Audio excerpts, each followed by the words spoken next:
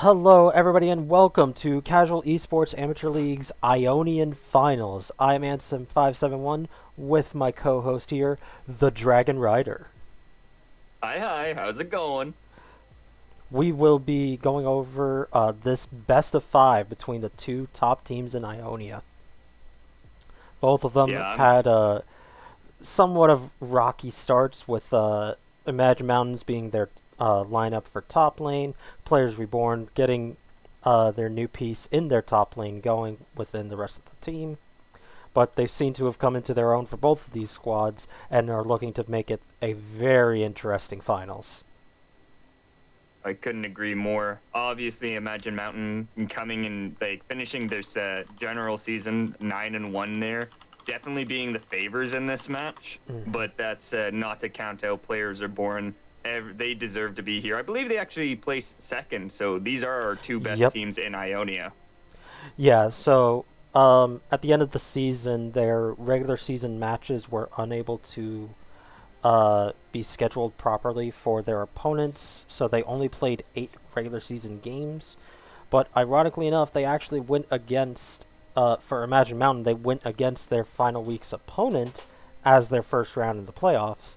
And Players Reborn ended up going against the previous Imagine Infernal, then renamed to Elder Dragon. Mm.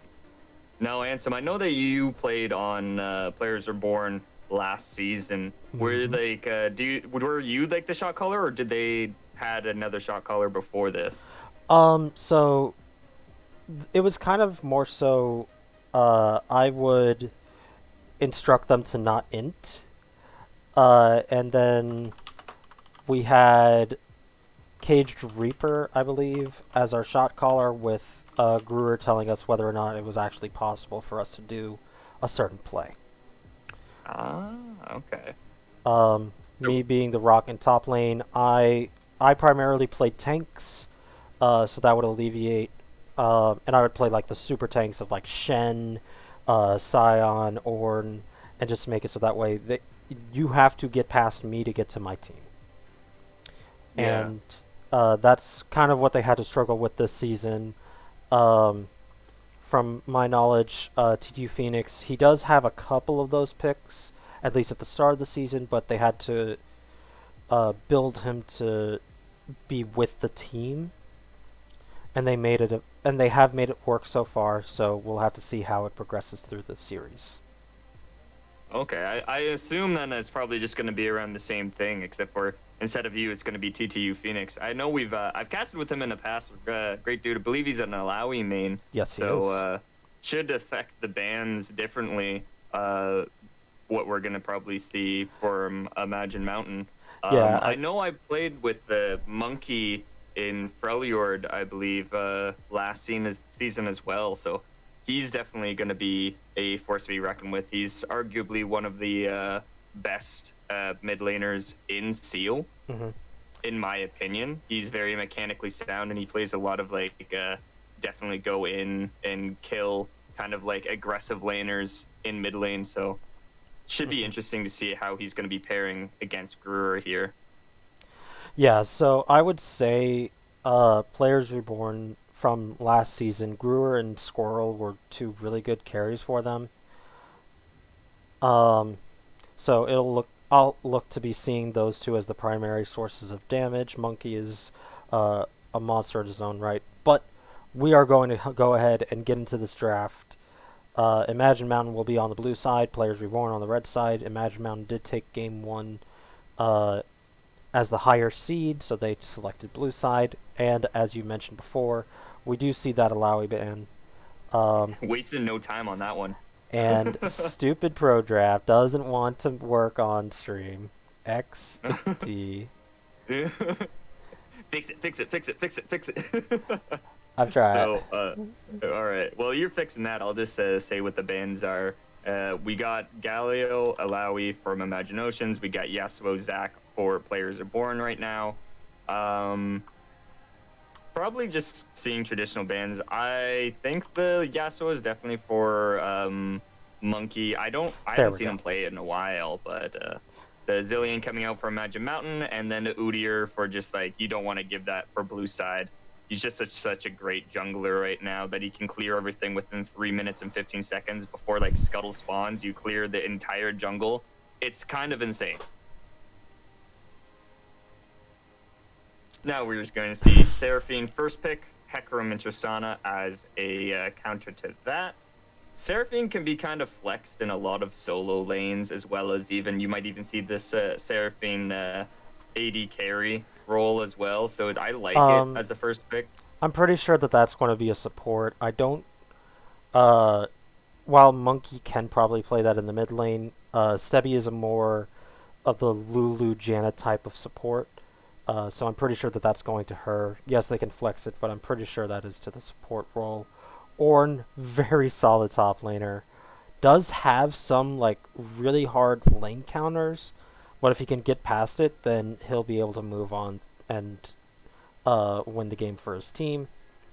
Hecarim and Tristana for Players Reborn, two very solid picks for both of their laners. The Tristana will be going to Squirrel, just because he's a very gifted AD carry. I don't think that he'll ever actually be like a master tier AD carry, but definitely is like diamond material if he can get past gold. So just got news that Twitch is actually Kaisa, sorry. Oh, Kaisa. it's a Kaisa. Okay. Yeah, so. Yeah, so that is a Kaisa instead of a Twitch.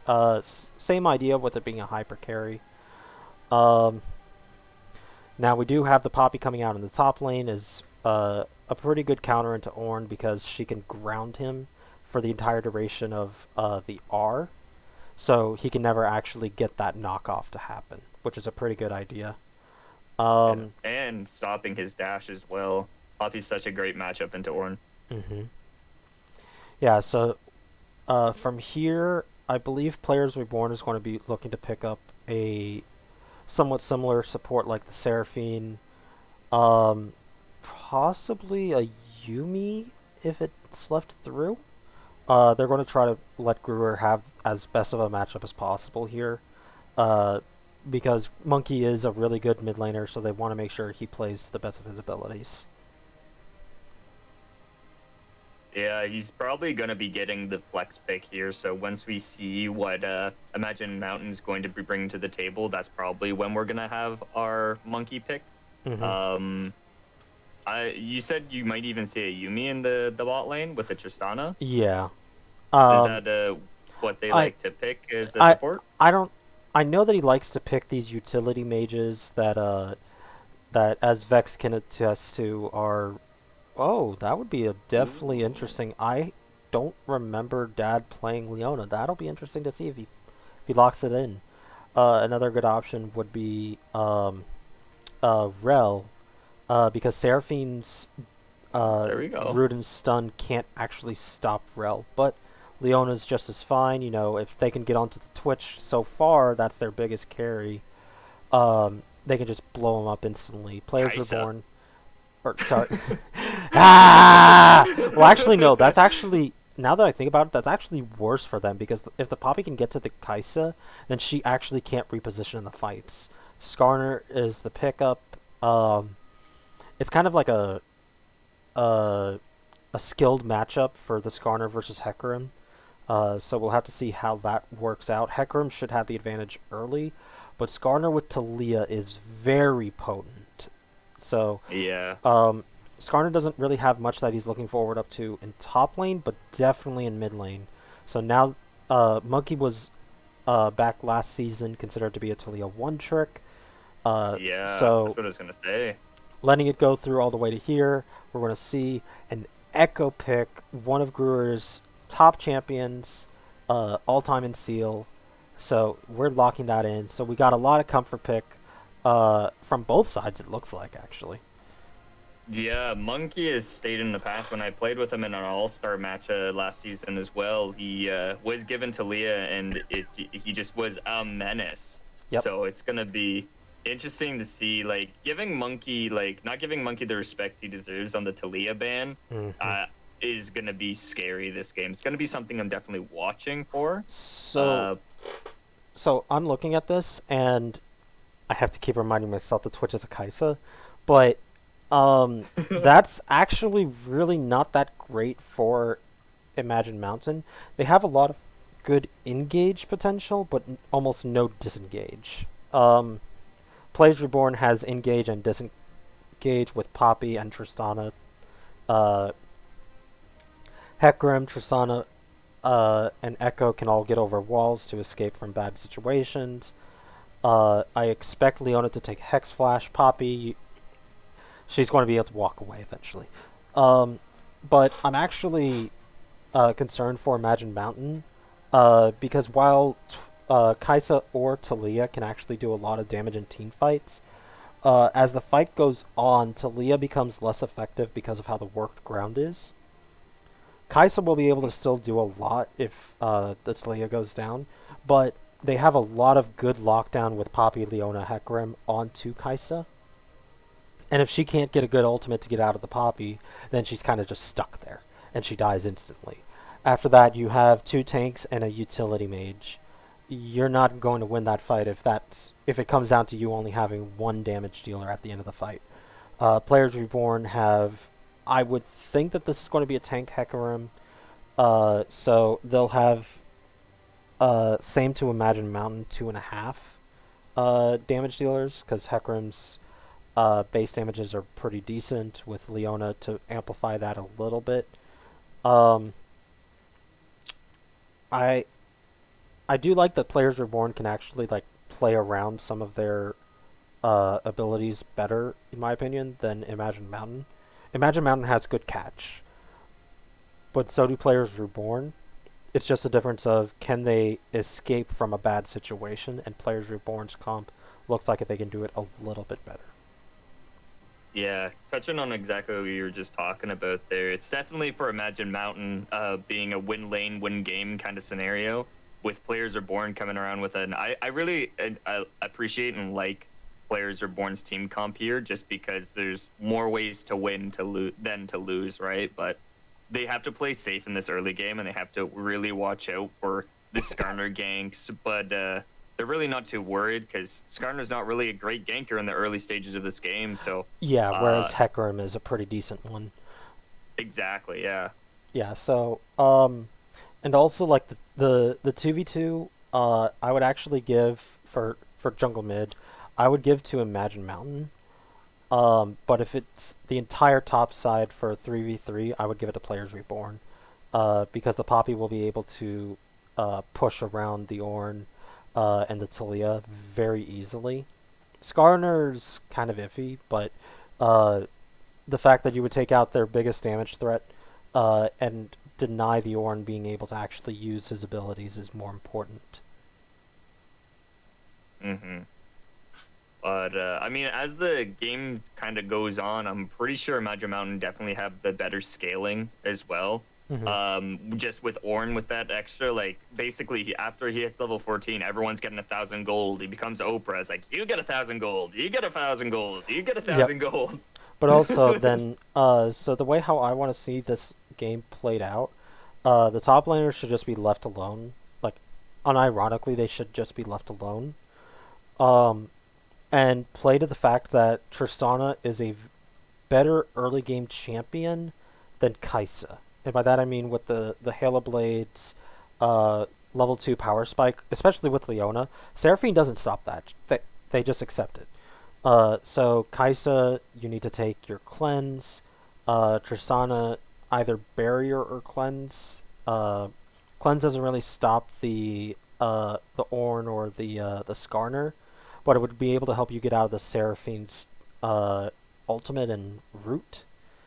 Um, I say barrier because I don't see a champion on this team that'll be building or that'll take ignite.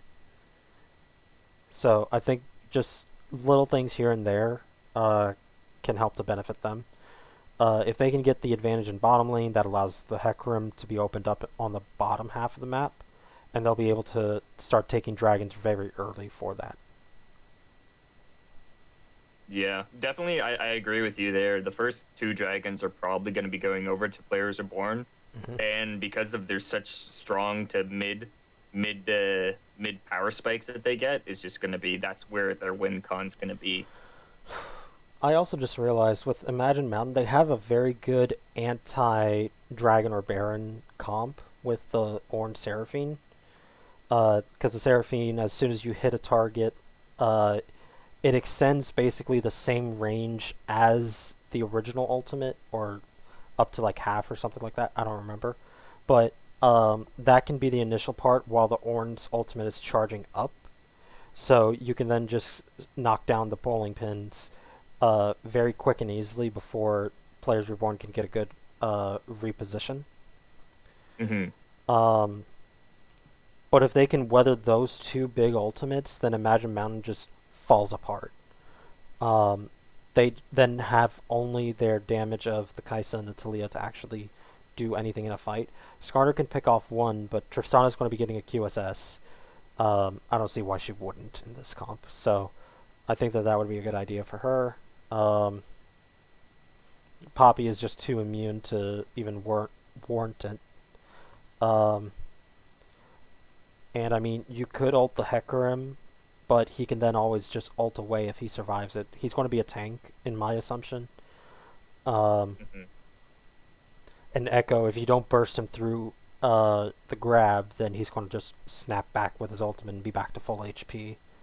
So, Yeah, that's what I'm thinking, right? I'm like, who does Talia kill with her combo? like, the biggest person that she. So, like, I don't think it's that she actually kills people with her combo. I think it's that she just does enough damage to deny lethal from Players Reborn. So, we're going to go ahead and get on into this game. Chat, who do you think is going to win? Game 1, Imagine Mountain on the blue side, Players Reborn on the red side. Let's get into this game 1.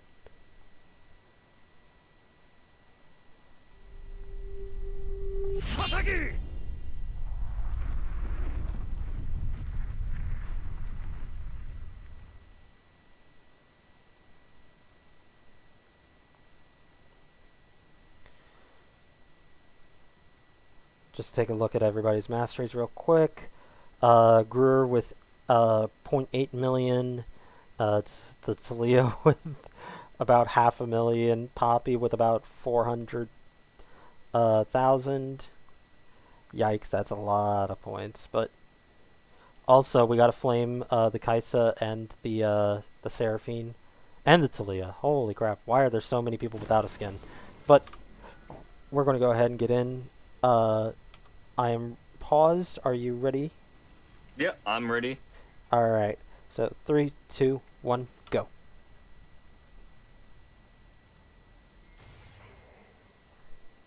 Yeah, so just getting into this game here, seeing the traditional, obviously like picks, no really obscurities, I would say. I don't play enough Seraphine to know exactly what masteries she like Oosh. or We got an things invade that she should happening. get. They do actually see them entirely, so they know that they are there.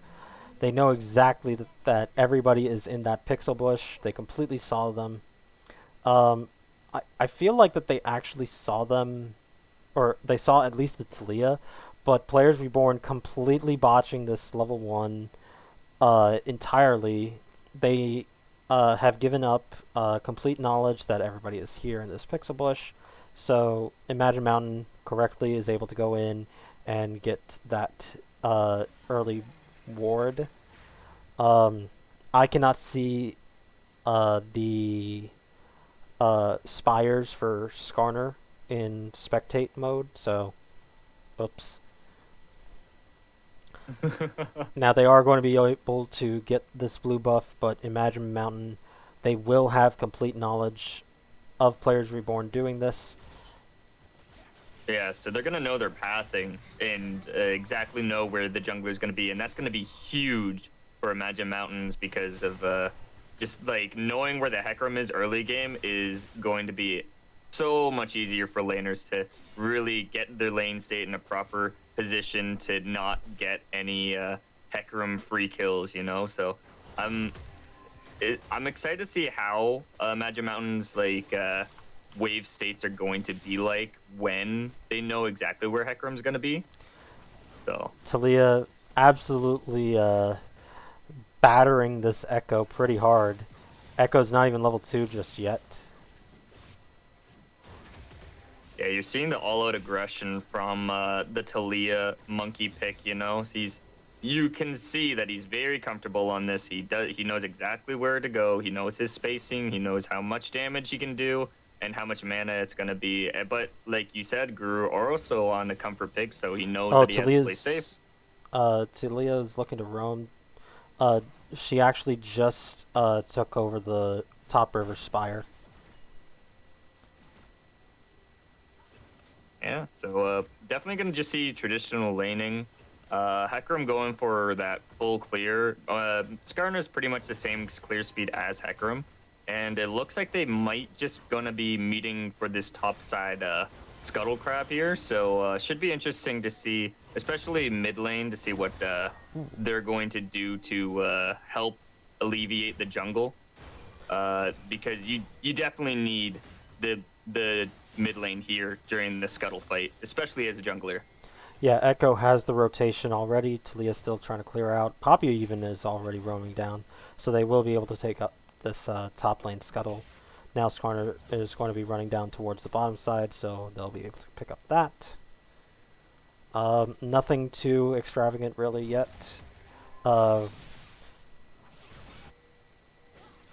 Ooh, we got an engage onto the Kai'Sa. The Kai'Sa is already being locked down. She has exhaust, not cleanse. They will be able to retaliate with the double heal from the Seraphine. Now they do find the Skarner here, but they do get a nice couple of stuns and are able to run away thanks to the phase rush from Skarner. Yeah, Minion's doing work on that Leona as well. Really punishing Leona for even thinking about doing an engage on Seraphine Kai'Sa. Seraphine Kai'Sa didn't really lose any to all experience or cost of their lives. Oh, but Skarner is ganking onto the Poppy. Oh, she flashed and now she's going to be going down for the first blood, going over to the Ornn. I like that. I like that a lot. Getting that Ornn extra money, getting him starting to scale a little bit better. And with the recent buff to Sunfire Cape this patch, he's going to be enjoying that just a little bit more as well. So I think that it would actually have been better for the Skarner to have gotten it, because you want him to get his chem tank faster so that he can be more impactful once he does hit 6. But it's fine. But now we do have Leona going on to the Kai'Sa again. They do have the Ignite going off onto her as well. Tristana does go for the second jump, and they do end up getting the second jump, and they do get the kill onto the Kai'Sa with burning 3 of their summoners for the 1 for Players Reborn. Yeah, that is just going to be punishing the Kai'Sa so much here. We already have a lead in the CS departure for Sensei Squirrel there, so I like that. And they're going to be grabbing the first dragon. This is exactly what Players Reborn were looking for and how they want to play this early game. Yeah, and this is a mountain dragon for this one, so nice bits of extra armor and MR, especially since Ornn gets that naturally. You don't want him to get extra for no reason. So they will be able to pick this up, and it looks like we are going to be getting either a Cloud or Infernal. And from the looks of how the map is, I think we are going to be getting an Infernal Soul. You can tell that already. So there's like certain seeing into the future. So there's like certain features that lets you tell, like the terrain's color changes based on what soul it's supposed to be. It's very it's very minute. I didn't even know that. So I thought you were just messing with me. Yeah, so I'm pretty sure that this is an Infernal. I can be wrong, but I do know that the terrain does change color schemes based on which soul it's going to be. I just haven't. Really? It does. Yes, it does. Huh? I didn't know that. Yep. I'm gonna have to be looking at that. If it is Infernal, I'm gonna just give credit to you, you know? Oh, but now the Poppy is going in. They do get a nice bit of stuns onto the Skarner, but Skarner actually dodges the stun from the Echo. Now they're going to try to get the Poppy, and Poppy charges up her ultimate. She doesn't let it go just yet. She uses it, but doesn't actually get it off onto anybody, but now they will be looking to charge on towards the Talia and the Ornn. Meanwhile, Tristana's bottom lane, all by her lonesome, is trying to deal with the fact that her support did run away from her once again. So this is The something that doctor Dad. has left the building. Yeah, so this is something that Dad likes to do. Oh, Poppy is looking to be going down. She does have very little health left. She is going to be able to escape with the fact that she does have the corrupting pot chugging her way out of that, but she has to back away now. Otherwise, she is probably going to die. Yeah, Ornn's definitely being a absolute monster in this lane. Getting that 20 CS lead as well onto the Poppy, which is supposed to be like more of an early game kind of champion. Very like it's gonna be so hard for Poppy to like make anything. Oh, of this. Tristana's looking to go in. She actually went and jumped onto the Kaisa. Did about half her health, but now the Poppy already TP'd back in, and they do get to the Ornn. They keep him locked down, making sure that he can't actually escape. They do try to make sure that he doesn't get his ultimate off. He's actually down. He does have flash, but he's not looking to use it. He is going to try to get it shut down, and he does go down. Hecarim ends up picking that up, and he is going for the tank as I expected him to. Yeah, I like it a lot on Hecarim more than Poppy here. It would be nice on Poppy just to give her some alleviation for the lane pressure that is Ornn right now. Mm-hmm. But having like that jungle extra damage going out, getting that money, I believe he's probably going to be building. Looks like he's going chem tank, so he's going to be using that money and going around the map and starting to win other lanes because of that lead. Yeah, so and that's fine for the Hecarim to do that. Poppy is still sitting on her Bammy's components since she went for a cloth armor. Ornn should be going for Sunfire Cape, as we both expected earlier. Garner doesn't actually have boots. I wonder if he went for magical footwear. I think, yeah, he might have. Definitely if he's... Yeah, I'll just check was... real quick. Yes, he actually did. Go Magic 4, interesting. So yeah, definitely going for that late game scenario like we were talking about earlier, where once that Ornn starts giving everyone money, it's just gonna be, it's basically just like that rune, just 300 gold. So in the grand scheme of things, Skarner's gonna get 1,300 gold in extra profit, you know? For, as Captain Flowers says, free ass boots. But we do have Dragon. Gonna be freezing lane up here, so that's gonna be so much harder for the Poppy just to like do anything about. But he does have a Bombi Cinder, so the lane's gonna naturally be pushing away from him anyways.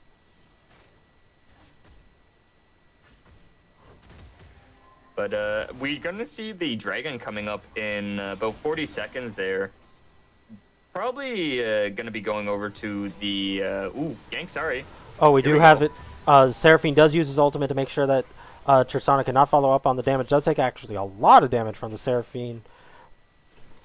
And from, I believe, 1 or 2 tower shots. So, very unfortunate for them, but they will be able to push the lane in. And they are able to pick up the fruit that's just outside of the Dragon Pit. Dragon will be coming up in another 10 seconds. I think it's fine for Imagine Mountain to forego this dragon, but then they need to fight for the next 2. Yeah, just as we were talking about before. They do get the ultimate onto Talia, but she will be able to flash it just in the nick of time. Skarner is trying to make sure it's like, hey, you're not going too crazy. But now Ornn is teleporting into the fight. Poppy is trying to get in as well, but she's not able to. She doesn't have her teleport. She's going to be able to. She's going to walk away, and now that Talia's pushback will be able to grab the Leona, and that will be a 1-for-none trade. What a great assessment from Imagine Mountain. Didn't want to really give up this dragon. I honestly thought they were going to, just based on all. I was right. I'm sorry. Are you happy now? you popped up really hard for that one.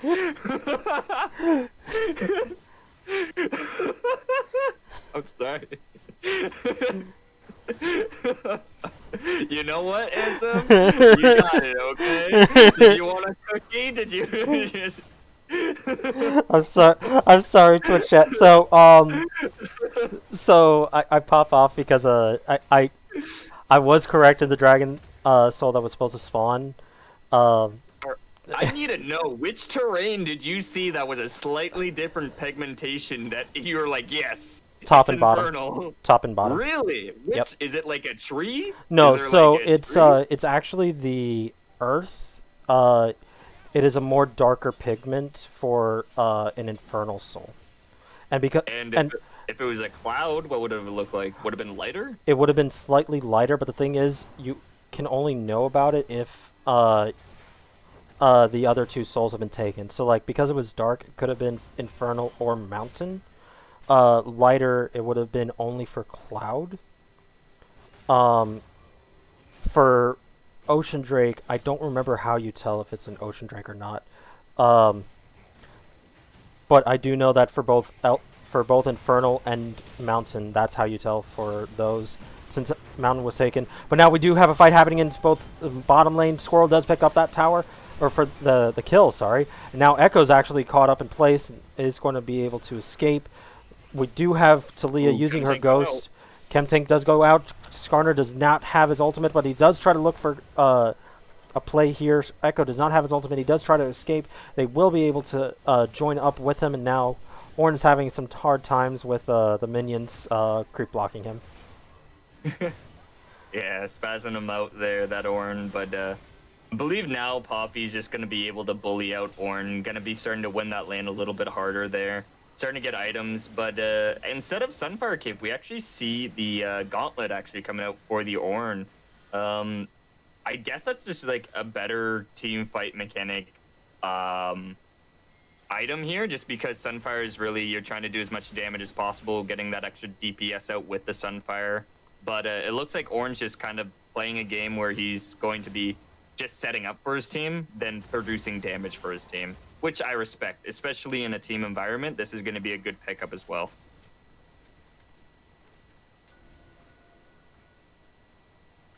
Going off that last fight, though, like, you're seeing the Skarner starting to pop off. Did Monkey have a shutdown? I'm not sure. I know he... Let me just take a quick gander. He did not.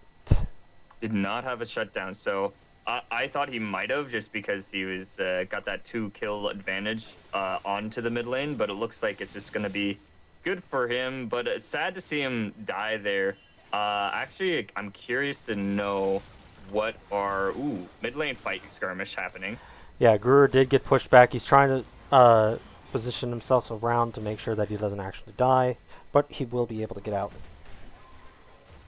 Yeah, I was just quickly going to check, and it looks like Monkey's got a 6, just because of that skirmish there. Now he has 6 Dark Harvest stacks, so 15 minutes, 6 Dark Harvest stacks. That's going to be really nice. He's going to be doing a lot of damage. He's going to be able to at least half health most of the members of Players Reborn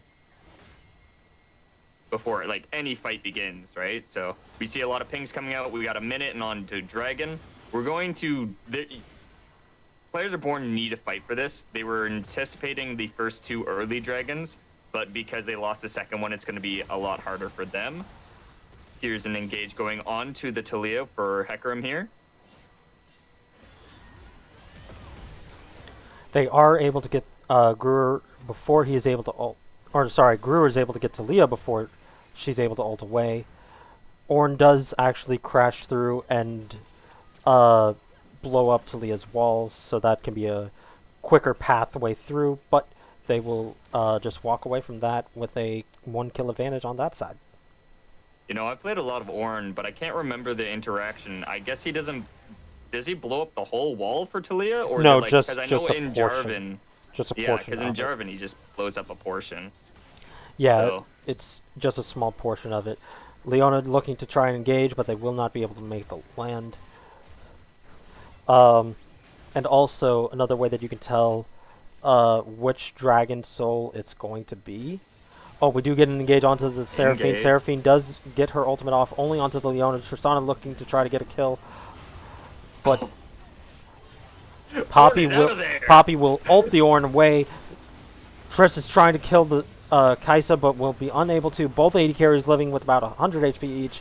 And now we do have Gruer trying to get into the back line, trying to get the Seraphine or the Talia. Does ult back onto the Ornn. Ornn is taking a lot of damage from the Poppy. Will be able to escape. Maybe. She actually does get pushed back and doesn't get any kill. Now Gruer is looking for another engage. does get the flash out of Monkey, and that will be a one top laner down for none, favoring Imagine Mountain. Yeah, but players Reborn are still pretty healthy. They could still look for this dragon here. Skarner and Talia are both really low. We get a reset from Ornn. Ornn actually TPing back in. Now it's a different fight.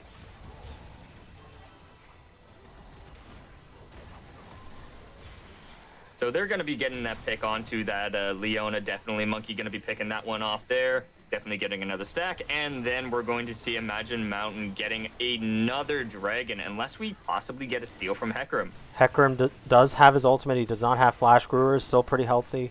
Very full HP. Does not have his ultimate just yet. They will be able to get a lot of damage with Tristana dumping over the wall to try to escape. She doesn't... Oh, but Squirrel does get its reset. She does get another jump.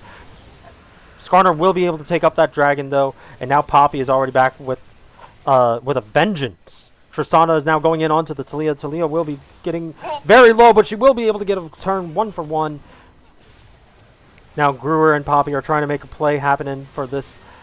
They will get the blow up for the Skarner for the Gruer. And the Gruer on the Echo will be getting that kill. So 4 for, like, 2, I think, overall. Favoring players Reborn. They did lose the dragon, so they will be up 1 extra point for Soul. Poppy is going to be taking a lot of damage. She needs to back away or she's going to die. And the tower dies just in time before she dies as well. So, what a Chad move. Such a Chad move. Also, do you want to know how Chad that actually was? That was the first tower of the game. She was willing to sacrifice herself for the first tower of the game. Yeah. I mean, that's a G right there. You can't ask for a better top laner there. That's a G right there.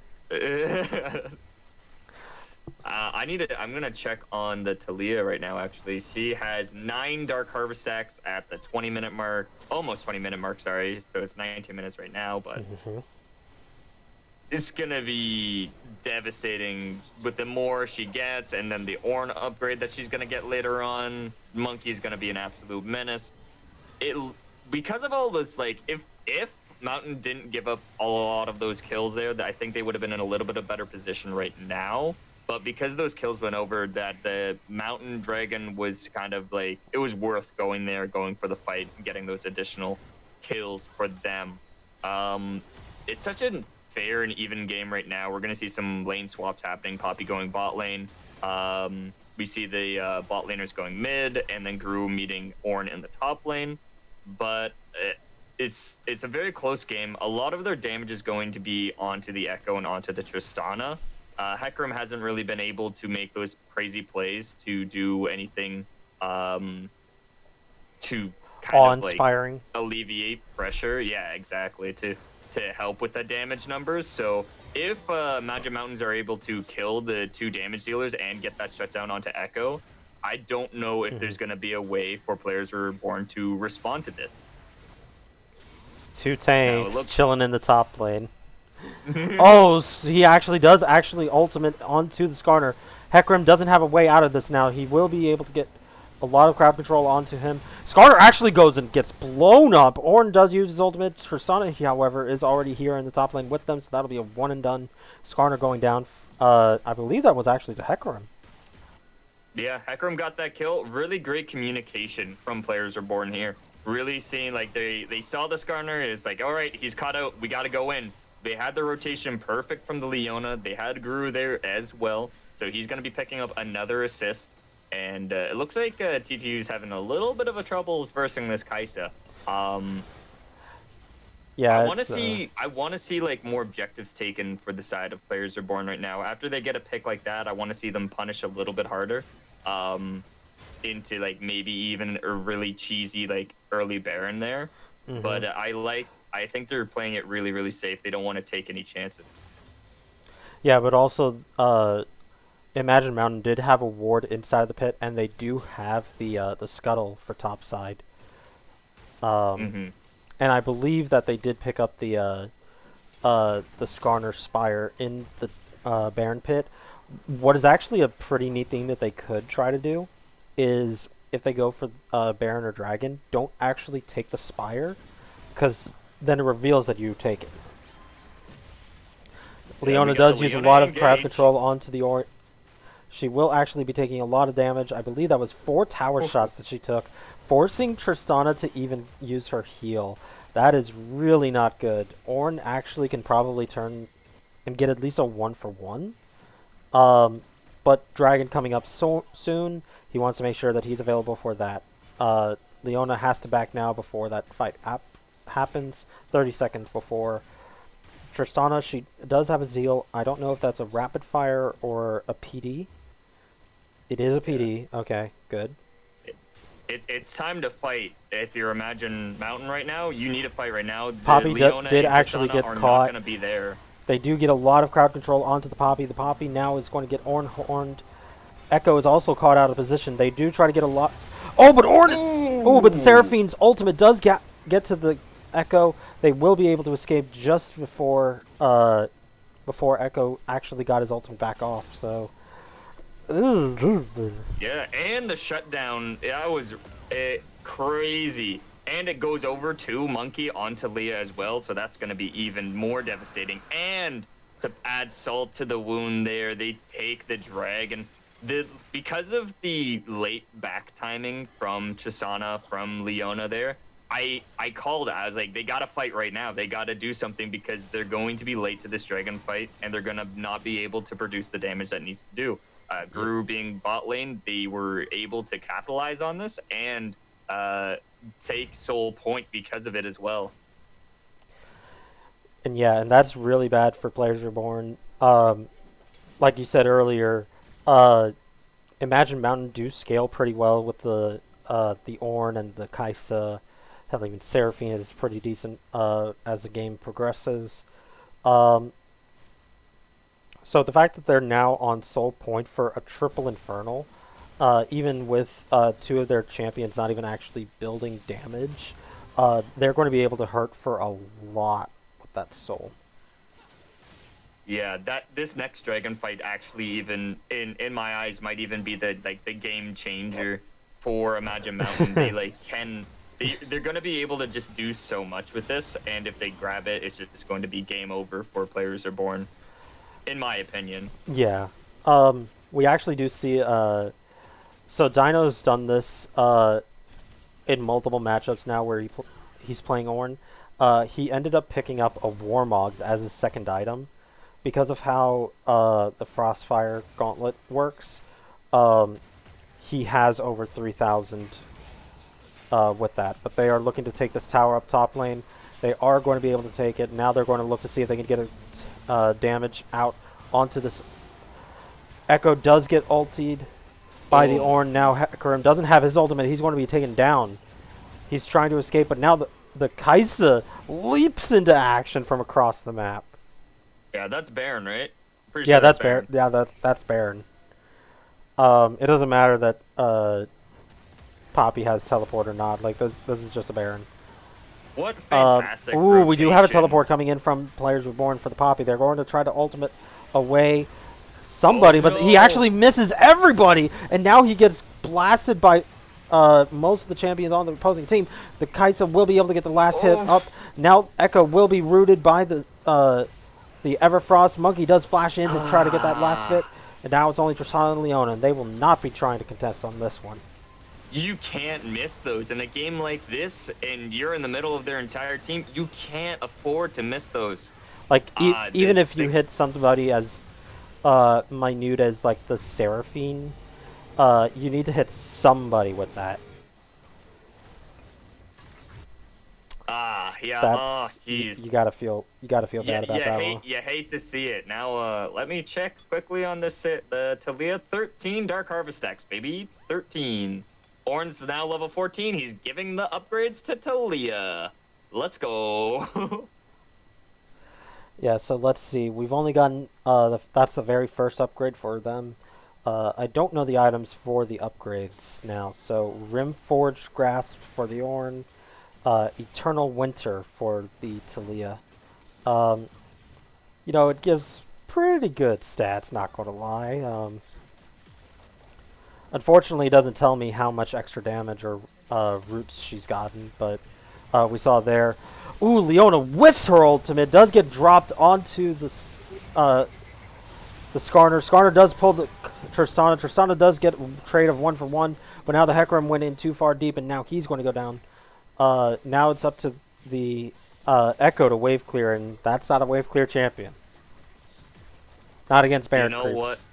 I had my doubts on Imagine Mountains like draft tier, but it's turning out really well. Watching these players play, Poppy seeing doesn't get what the they're stun onto doing her. with the talent that Echo they tries have. to go onto the Kai'Sa. Kai'Sa will be able to kite away. Echo does still have his ultimate if he wants to snap back.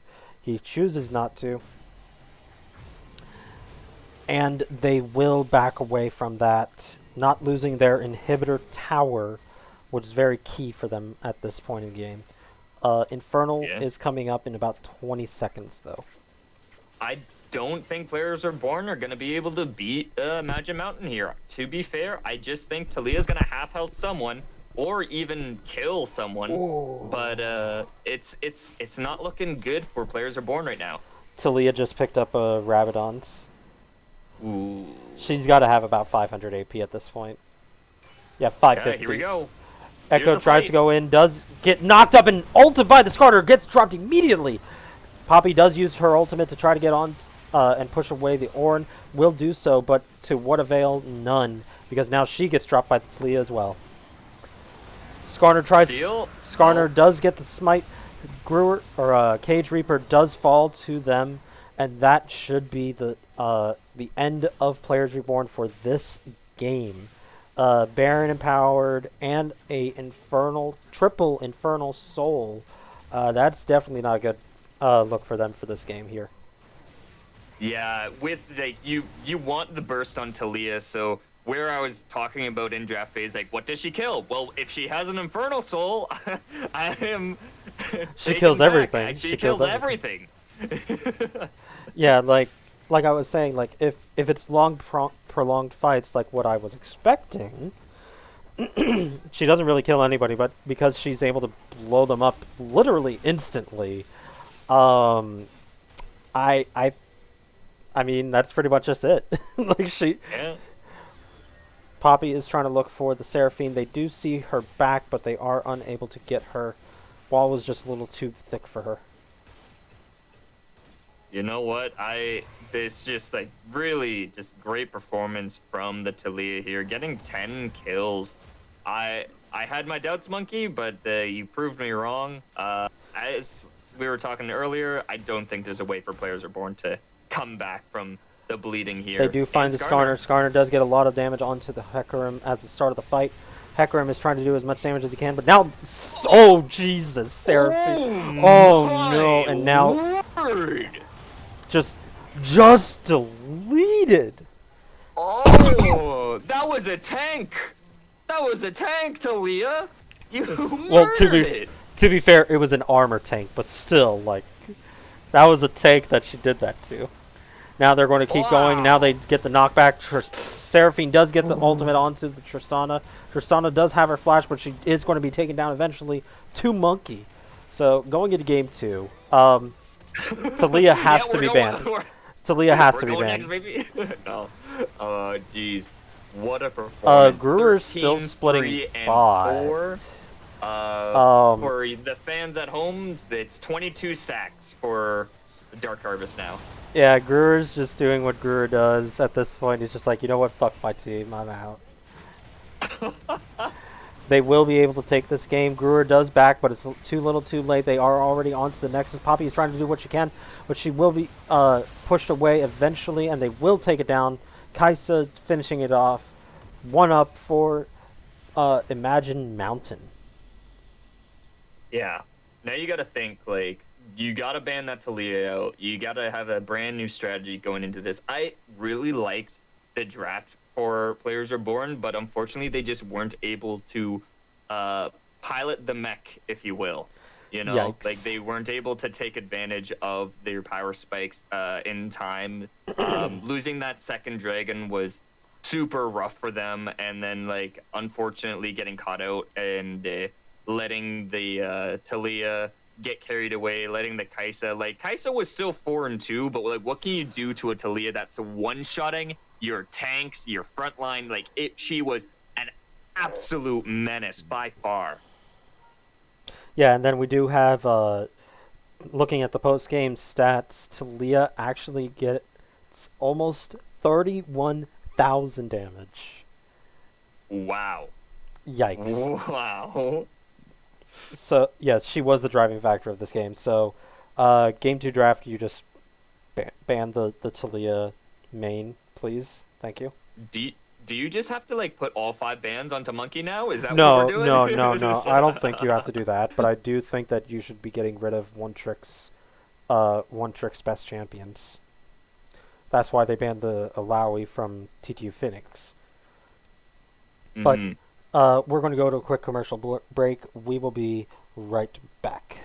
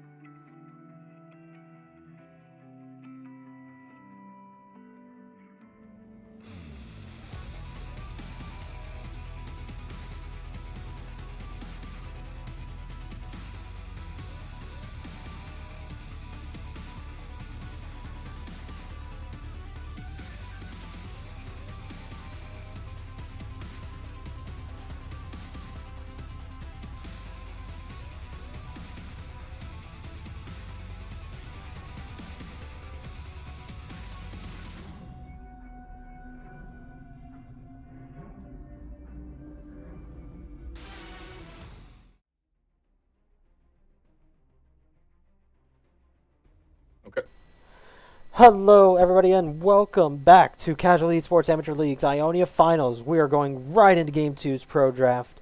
Once again, Ansem 571 with the Dragon Rider. Game 1, Imagine Mountain did take up the win after some very crucial catches onto Caged Reaper, getting them the Baron into the Infernal Soul. Now they're going to be going into Game 2. Same side selection, but we do have a couple of changes for the picks and bans. Players Reborn actually opted up to ban the Skarner and Yasuo instead of, in my opinion, I think Celia was a big issue. Seraphine and Ornn could have also been seen as pretty big issues, but I guess they chose that these were the more pressing matters that they had to get over. You know, I had to do a double take because I thought we were in the same draft as the first time because it's the exact same draft as the first time. I'm waiting for the Twitch to be picked up and then they're calling it Kaisa again. Caster's sleeping. Residents. You know, I was talking in the break with you, talking about Yasuo ban here. I'm kind of curious on why they want to take Yasuo ban. I was looking up some Monkey stats as well. I would have liked to see a Talia ban rather than the Yasuo, or even a Yone ban because Monkey's Yasuo is good, but like I wouldn't say I could first round ban worthy, you know. First ban worthy. Also, I do like of the comps so far. I do actually like Until the Gragas. Imagine Mountain having this just double long range engage with the Seraphine Ornn. Like, that's hot. Caster's hate speeching on Monkey. Free his Yasuo. Well, I wouldn't say he's garbage on Yasuo. I would say that Monkey is garbage. I would just say Monkey's better on other champions than Yasuo. So like first ban Yasuo is just interesting to me, you know? It's just like why not Yone? Why not Talia? Why not, you know, Cassidy? Well, here's here's the thing, Silas. Why not Silas? So the other thing about it so far is so you pick the Gragas this early.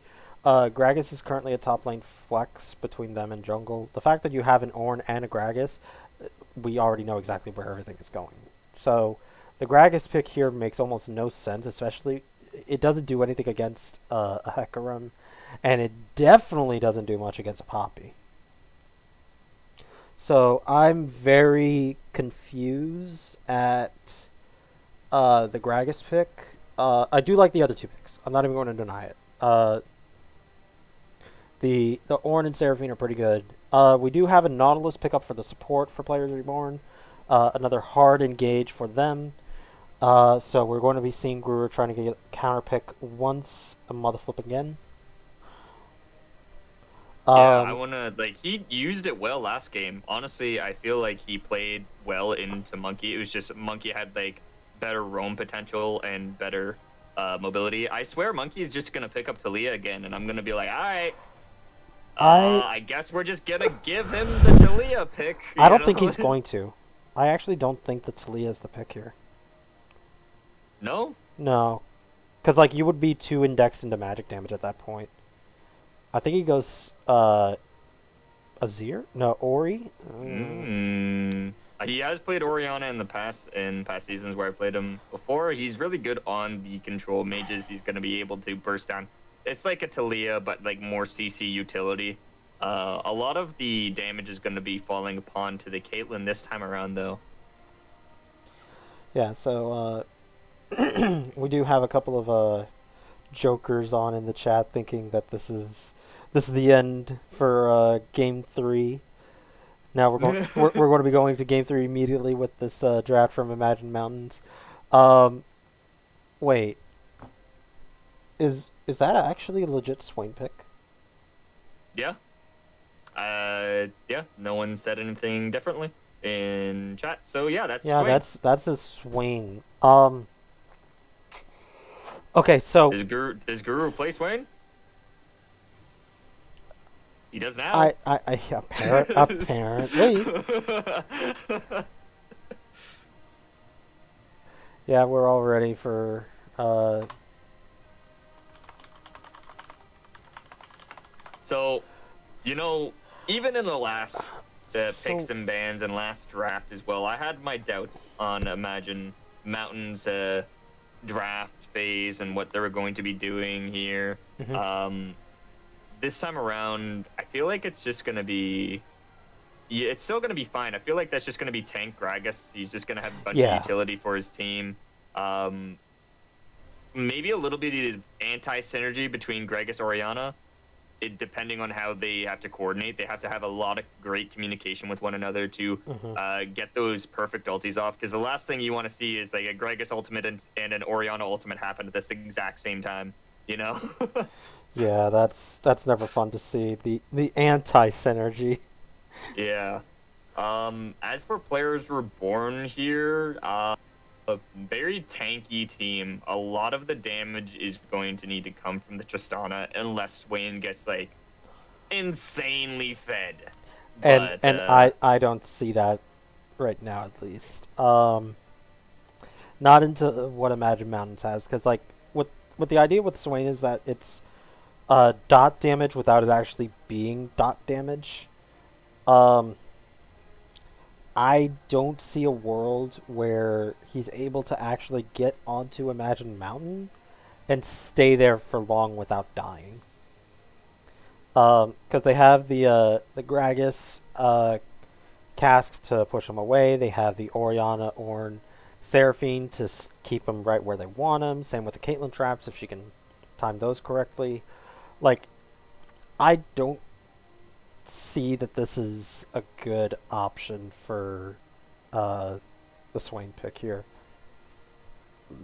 I think it's kind of a troll pick if they do put that into the mid lane. I just I don't see a world where Brewer playing Swain is the pick here. We'll have to see as we get into the draft here. Um, so I know in the client here we have like Squirrel Sensei on Swain, but I swear they gotta be switching it, right? You know, just gotta. yeah, But it's just for the is fans that? back home, right? Yeah, just for the fans, just for the fans. Uh, I mean, they have until what was it? I think 20 seconds that they have until they're not allowed to swap anymore. So we'll see where it ends up, but I'm pretty sure. So this I would say is fine because I don't remember Brewer ever playing Swain. I know that he's played Tristana. does Squirrel Sensei play Swain? This Swain Yes. pick is just out of place for me. Yeah, so Just like I would actually like the Swain paired up with the Seraphine because he gets the root onto them, uh, or she gets her root, then he can apply his root and she can apply her stun and all these other great and wonderful things. Um, not really impressed with it being with the Nautilus. I understand that he can help to pull very easily for his passive, but I just don't agree with the Swain. But Caitlyn just outranges that, right? Like, I'm not Yeah, mistaken thinking that Caitlyn just like and Seraphine, you know, both outranged the Swain, right? Like, yes. So the only thing that ye- Swain, besides the W, because Omega Lol it can reach as far as the map goes, but for Swain's abilities, his Q is just shorter range than the Caitlyn, and the only ability that does reach the Caitlyn is his E, but that's like basically about max range for the E. So I really don't know how I feel about this. I just don't like the Swain pick. I don't like the Gragas pick, and I don't like the Swain pick. So everybody's got something that I don't like. as for the Oriana here, she's very like Monkey's very talented on the Oriana. Having the Tristana into Ori should be interesting, but I feel like Monkey already knows the spacing that he needs to use to utilize this. I also have a personal theory that Monkey has brain control powers.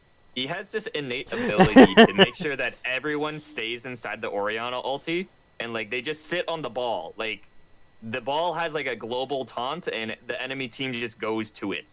Like,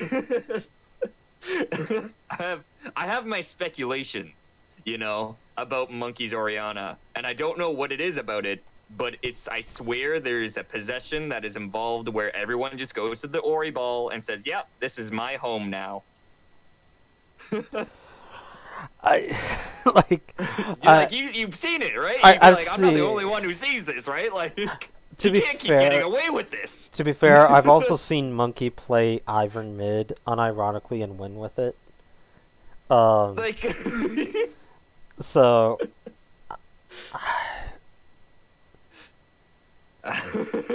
Monkey, how much you paying them? Okay, you got to tell me. All right, I need to bring this to my solo queue games, and I need to climb too. All right. yeah, I just don't know how I feel about this. Like, I was fine with some of the picks. So like Orange Seraphine, Oriana, all those are fine. Poppy, Hecarim, Nautilus, Tristana, those are all fine. And then the Caitlyn is kind of weird, but you need something far away from these people that are trying to kill you. Uh, and Gragas is just absolutely horrible in my opinion here. And then the Swain is just absolutely horrible here. But we're going to be going into this game in just a couple of seconds. Chat, who do you think lost the draft here? Imagine Mountain or Players Reborn, blue side, red side, respectively. Who do you think as we get on into this game?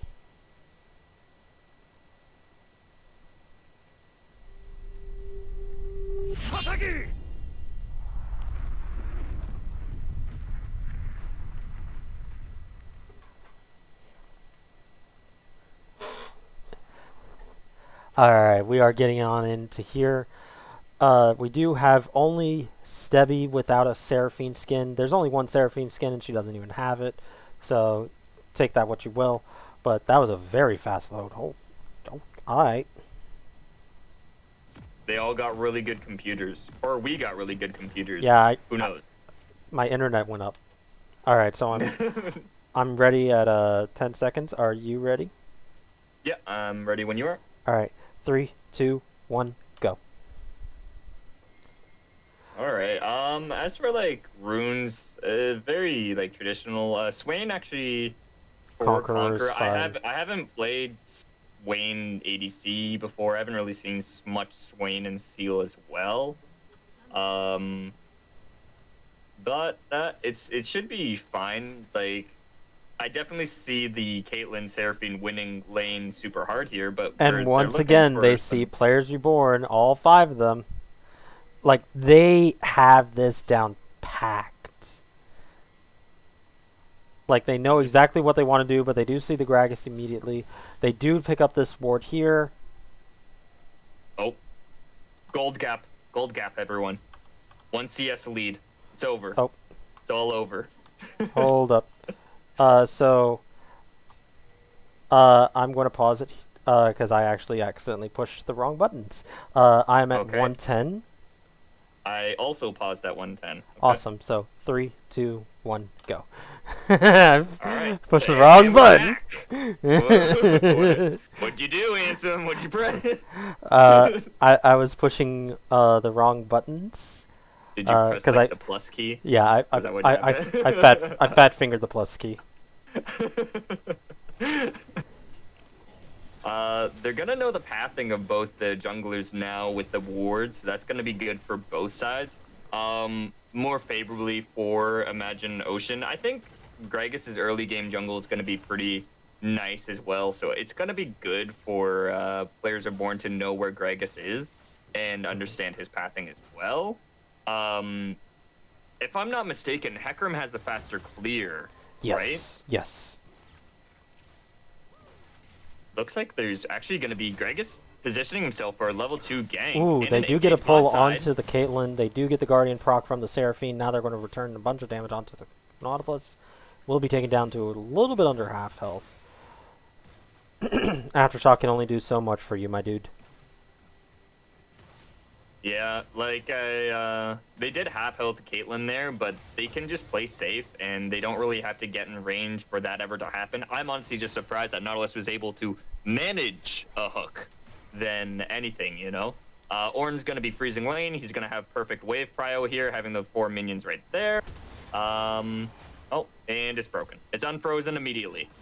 I was wrong. It's like lane freezing. We don't do that in Seal. No. We don't do that here. like unironically, almost nobody in Seal at any level has done lane freezes. But we do have a nice steal from the Hecarim for the Gragas. But Ornn does match up to him. Poppy goes immediately for the Gragas, doesn't get him, but now Hecarim is here to try to make sure that Poppy can escape. Poppy is dropped to about 25% HP, and now they're trying to find a way if they can get him out. Monkey ball control, go! Monkey is looking to get this kill. He's trying to get out, but he can't escape, and that'll be the end of that one for him. Now they're going to get a bunch of damage onto Dr. Dad in the bottom lane as well, with the flash coming out from the Seraphine, from the tower shots. You know, I was also going now to say Hecarim does that, actually run it down into this Gragas, and that'll be another quick kill for Gragas this time around. And I would have laughed if it went over to Monkey. You know, I'm just gonna just add it. He would find a way. Just deliver. He would delivered. find a way. Yeah. So the free buff. So we do actually get another engage onto the Caitlyn. The Caitlyn will be able to escape. Does get a nice heavy netted auto onto the Nautilus even after he flashed. Yeah, with the Ignite going down onto Nautilus, there was no escaping. Even if they did get an engage there, it doesn't really matter. I was going to actually touch base on the recent buff to Grump. So Hecarim is stealing Grump away from the Gragas is so huge because Grump gives that additional 10%, 10 extra experience. Now, it's such a huge thing in the jungle to have, like, not only Scuttle control, but also Grump control. It's like the only camp that actually is like kind of useful for you, to be fair. So also with the with that Scuttle Crab, Caged actually still had a smite up. I think that's what he was trying to do, to get the smite and then just run away. But he just had no pressure since the Poppy just died. Tristana was about half HP trying to get back to her own lane. There was no reason for him to really go for that, other than he was like, I gotta try to out jungle this guy. I am the best jungle left in Seal's playoffs. I will be the one. Yeah, so those of you who don't get the joke is that what is it? Slowed thinks that he is the best jungler in Seal. So Cage is the best jungler left in Seal playoffs. Seal. Yeah. If Hecarim plays this out really well, and I imagine Gragas jumping on into this Poppy does actually keep the E from going out too quickly. Oh, but Poppy doesn't use her E correctly, and she's going to be going down to the Ornn. Ooh, yeah, that's a yikes. Sorry. I mean, Poppy had a really great disengage. She definitely should have run back to her tower there, but, you know, Gragas is just able to walk beside you. I believe he's going to be picking up Proto Belt here, actually, so he's going to have have another way of engage as well. I would have maybe liked Chem Tank on Gragas here, but Proto Belt's going to give that a little bit of extra oomph to his team. So and he does actually have the Predator boots, as we saw in the gank happening top lane. Yeah, getting the early boots, going in for that gank top side. I am glad that actually worked out for them, because if Poppy's just able to stay safe, then it's just going to be time wasted for Gragas, and he's going to keep falling further and further behind. But he's able to get stuff going with that gank that happened there. Once again, exactly. Poppy not keeping track of where the Gragas could possibly be and gets caught out again. Now 2 games in a row. Yeah, that one's just going to be... You're going to need more wards. You're going to need to be... If you're going to be pushed up like this, you know, it's just going to be free. Like, honestly... Ooh, Nautilus doesn't actually get a hook, but does get it onto the Gragas. Gragas does have his flash to get away. They will actually get a nice lollipop hook, but the double kill with the barrels. And now Tristana jumping in does try to get to the Gragas. Gragas does stopwatch and will survive just barely. And now Brewer is running away. He does have his ultimate, does get a kill onto Caitlyn, but Gragas will stand still and will not be killed from this Tristana. Now Gragas is 4-0. Oh no! Oh my! And he's going word. he's also going Night Harvester. Oh, he's going to blow people up. Wow. Wow. All right, Gragas. All right. I'm sorry for ever doubting you for going AP, I guess. Yeah, and so goes the perfect game, XD. Caitlyn just ran it down there. Yeah, everybody, Flame, I'm Lucian my mind. I'm Lucian. Oh, Seraphine does get a nice ultimate to make sure they don't continue for the Seraphine. Yes. And now Dragon going over to a 4 players are born, so that's going to be nice for them. What can we really say about this? Honestly, if they just keep producing, they have a better skill in late game just because, you know, Ornn exists. Whenever Ornn exists in a game, I just feel like, Jesus. Oh, God. Oh, my God. What did I just witness? Oh, my God. That was so disgusting from both sides. So, the Nautilus with the flash hook missed. Caitlyn panicked, used her E and her flash to basically stand still.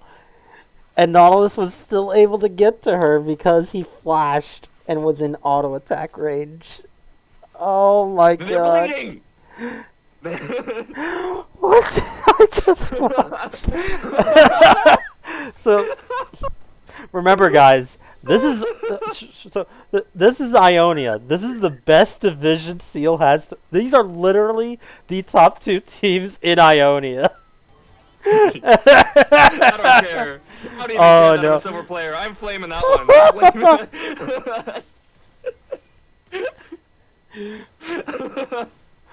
Oh my God. Someone clip that. Yeah, that's like yeah, just the name of that clip better be my poor eyeballs.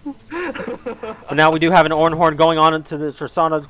Orianna did get a shockwave to make sure she couldn't jump out with the W. Poppy does use her ultimate to get Gragas away from her, and they will be able to get another kill. I believe it actually went to the Orianna this time around. Poppy using her W preemptively does use the flash just to make sure that Gragas doesn't show up. I don't think Gragas could have actually killed her, but now you have the nerves starting to set in for Players Reborn's members. So now it's just a matter of time. I don't want to write this game off, but the mental for Players Reborn in this state of the game can't be good.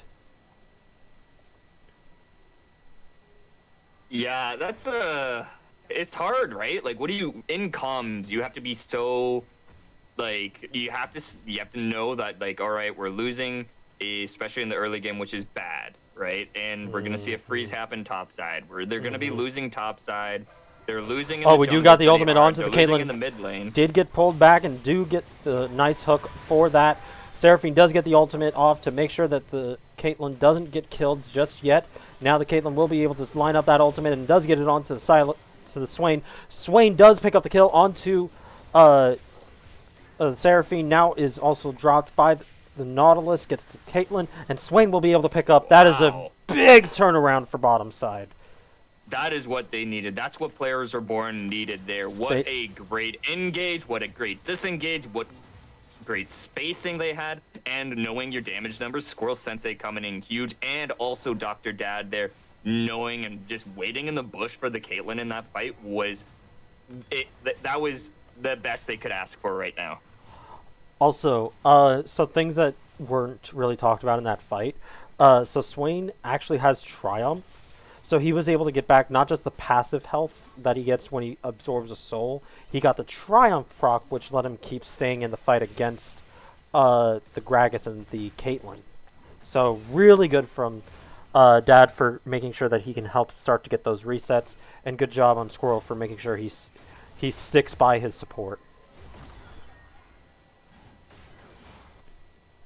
Now, I would like to see, Squirrel use this lead to his advantage and keep punishing the bot lane. It feels like Lucian here is having a little bit of a more of a rough game. I feel like nerves are also setting in for him as well. Being 0-3-5 as the Caitlyn's kind of rough.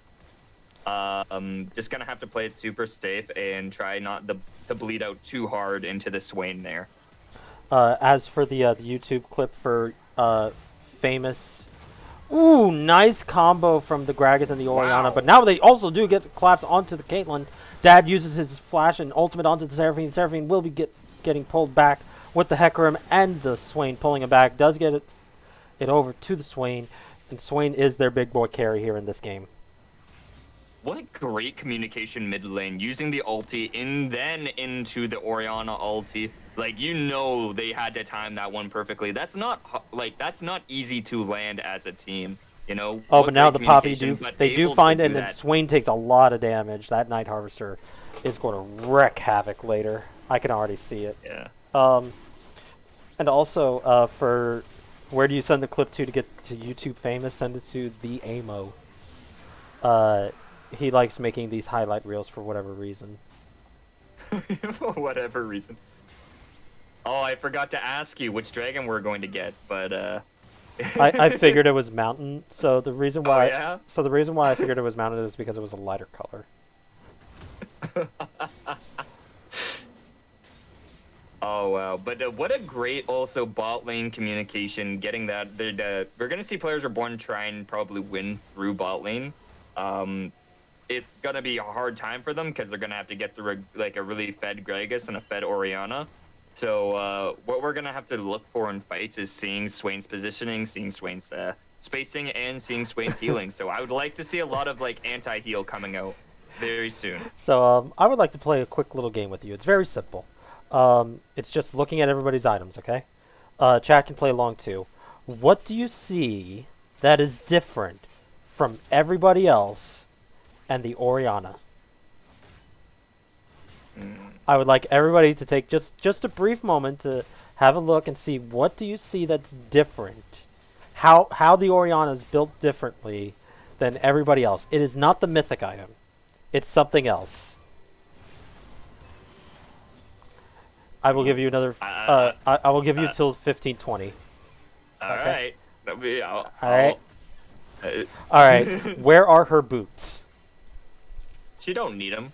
She don't need them. She don't need them because they walk into her ball. Okay. She don't need no boots. Okay. Ooh, they do get the bibbity bop onto them. They are going to be knocked back. Ornn does get knocked away from the Poppy. Now Poppy flashes onto the Orion, gets the shutdown onto her. Now they're going to be trying to get the kill onto them. Seraphine does get his ultimate off, but Swain will be able to take out the Gragas just fine. Now the Tristana is going to get the jump off, and they will be able to eventually pick it up. I think that was the burn. Now they're trying to get a bunch of damage onto Swain. Swain does actually use a stopwatch, and now he's going to get dropped. But Caitlyn's trap didn't activate quick enough, and now Gruer's actually looking to go down to Seraphine. Now Nautilus has to block it for the Swain, and he will be able to. Now he needs to be careful. He is going to get locked up by that. And a very scrappy brawl throughout mid-game, and now... We were memeing them, but Players Reborn came back. Winnable. It's winnable. They're playing to their advantage as well. They're playing to the Swain well. If Caitlyn was able to get that kill there and get that shutdown money, it would have been a lot harder for them again. But Swain's able to live. Swain's able to get a lot more kills. He's becoming a super hyper menace now. Gur's falling behind, but is going to be able to just produce damage and to be it's not damage onto Swain, so everything's good, So, her damage needs to be onto the Ornn. Gragas is going to get blown up by anybody at this point. He's full AP, he doesn't have a stopwatch yet. Or rather, he's used a stopwatch, doesn't have his Zanya's. And Caged actually went for Divine Blunderer this game. So I don't think Divine Sunderer is actually a good item in this game in particular. Here, I would have much rather preferred the tank. Yeah, I agree with you there. And look what you made Oriana do. She went out, she got boots, okay? Or yeah. She got a pair of shoes. She got Oh, one but we do boot. got the Nautilus ultimate going in. We do get pulled back, and Cage will be picking up that kill, and now they're going to be able to escape. Now, Poppy ultimate does go and try to push the Gragas away. She's trying to escape. She doesn't have her flash, and now Monkey is trying to escape, or Monkey is trying to get that kill. He does just barely before she gets under the tower, and now Cage doesn't have his E. Ornn can actually try to make this a pretty good fight. Now Tristana does jump over onto the other side. Ornn does have his ultimate, but he will not actually be able to use it. And down he goes. Cage Reaper picking up another kill. Yeah, or where you thought the Hecarim was going to be caught out there, that he had the team behind his back, so he wasn't worried at all there. He was just like, all right, fight me, I dare you. Then Ornn sees the Tristana hop over a wall, a Nautilus and a Swain peek around the corner like, oh, hello there. And down he goes. Hello there. You know, now, they're going to have a really great positioning to get Soul Point really early here. I don't think that Imagine Mountain's going to be able to fight for it. They're going to grab the tower top side, but they're going to be giving this one up. But because of that, they're going to need to fight for every dragon after. And, like, no questions asked. Like, you need to. Now they will be looking to pick up, and actually this is a third Drake for them, so this will put them onto Soul Point. Yeah. And it being an Earth, why are we getting so many Earth Drakes? Jesus. All right. What do you mean? This is the first one this game. No. This series. No, we got an Earth Drake We had last Infernal game. last game. No, it was Infernal. No, but we had an Earth Drake Oh. as the first Drake last game, I thought. Oh, yeah. Now Poppy will be able to escape this onslaught from the mid lane just for now, but Gragas does have the Rift Herald. He should be dropping, or no, he doesn't need to drop it here. He should be looking to probably drop it after. Hecarim charging in does get an ultimate onto None. Now they do get a nice amount of a blow up onto him. Poppy is just blown to smithereens with half her health bar already gone. Now they're trying to see if they can do any amount of damage. Swain is trying to do what he can. He does have his Ionia, so he can be able to get in. He does get exhausted and won't be able to do anything more now that his ultimate is down. Caitlyn does pick up the Poppy. Swain, Nautilus does miss his hook, and now Caitlyn does not get a pentakill, but she does get a triple. Oh, you jerk. You Bye, jerk. Squirrel. You jerk. Holy crap. Okay, so Cage, what was that ultimate from the Hecarim? Everything else was a very good job from both sides, but that ultimate was very sus. You know, Caitlyn's back in this game now. Really great performance there, getting a lot of like the shutdowns, a lot of gold from that. She's going to be backing with a 2k gold now, so that's going to be almost another item, or at least main components to a next major core item here. Really excited to see what they're going to do with that, but this game's just back and forth, and I was like, all right, we're going to just see Imagine Mountain just win this, right? And then they kind of like were being out-positioned, like rotated, and weren't playing to the best of their abilities there, and now we see where players are born. It's like, all right, now they got a really great lead. They got the soul points, and now they just got to get focused and to keep focus for that next dragon. And then just seeing that team fight, it's just going to be even harder for them now. I can see even Imagine Mountain winning the next dragon fight and possibly everyone after that. Yeah, I'm going to throw shade more to Caged. I wasn't done. I wasn't done with you yet. Swain does try to get a catch onto the Caitlyn. The Nautilus will get his ultimate off. Now the Cage Reaper is going in. Does get a nice knockback and push. But now Swain is actually in deep trouble. He does actually flash the knockback from... but now will be knocked up. Now nice Locket will try to keep him alive just for a little bit longer. But Nautilus is now in deep doo-doo. We do have Poppy coming in from the teleport. Now he will be able to cast his ultimate if he does time it just right. Does get it off and only knocks out the Seraphine. With that, it'll be a 1-for-1 carries in the bottom lane already down. And that's more of an Yeah, but impact for Players Reborn, as that is most of their gold lead. Well, what gold they yeah, have. that's basically their damage as well.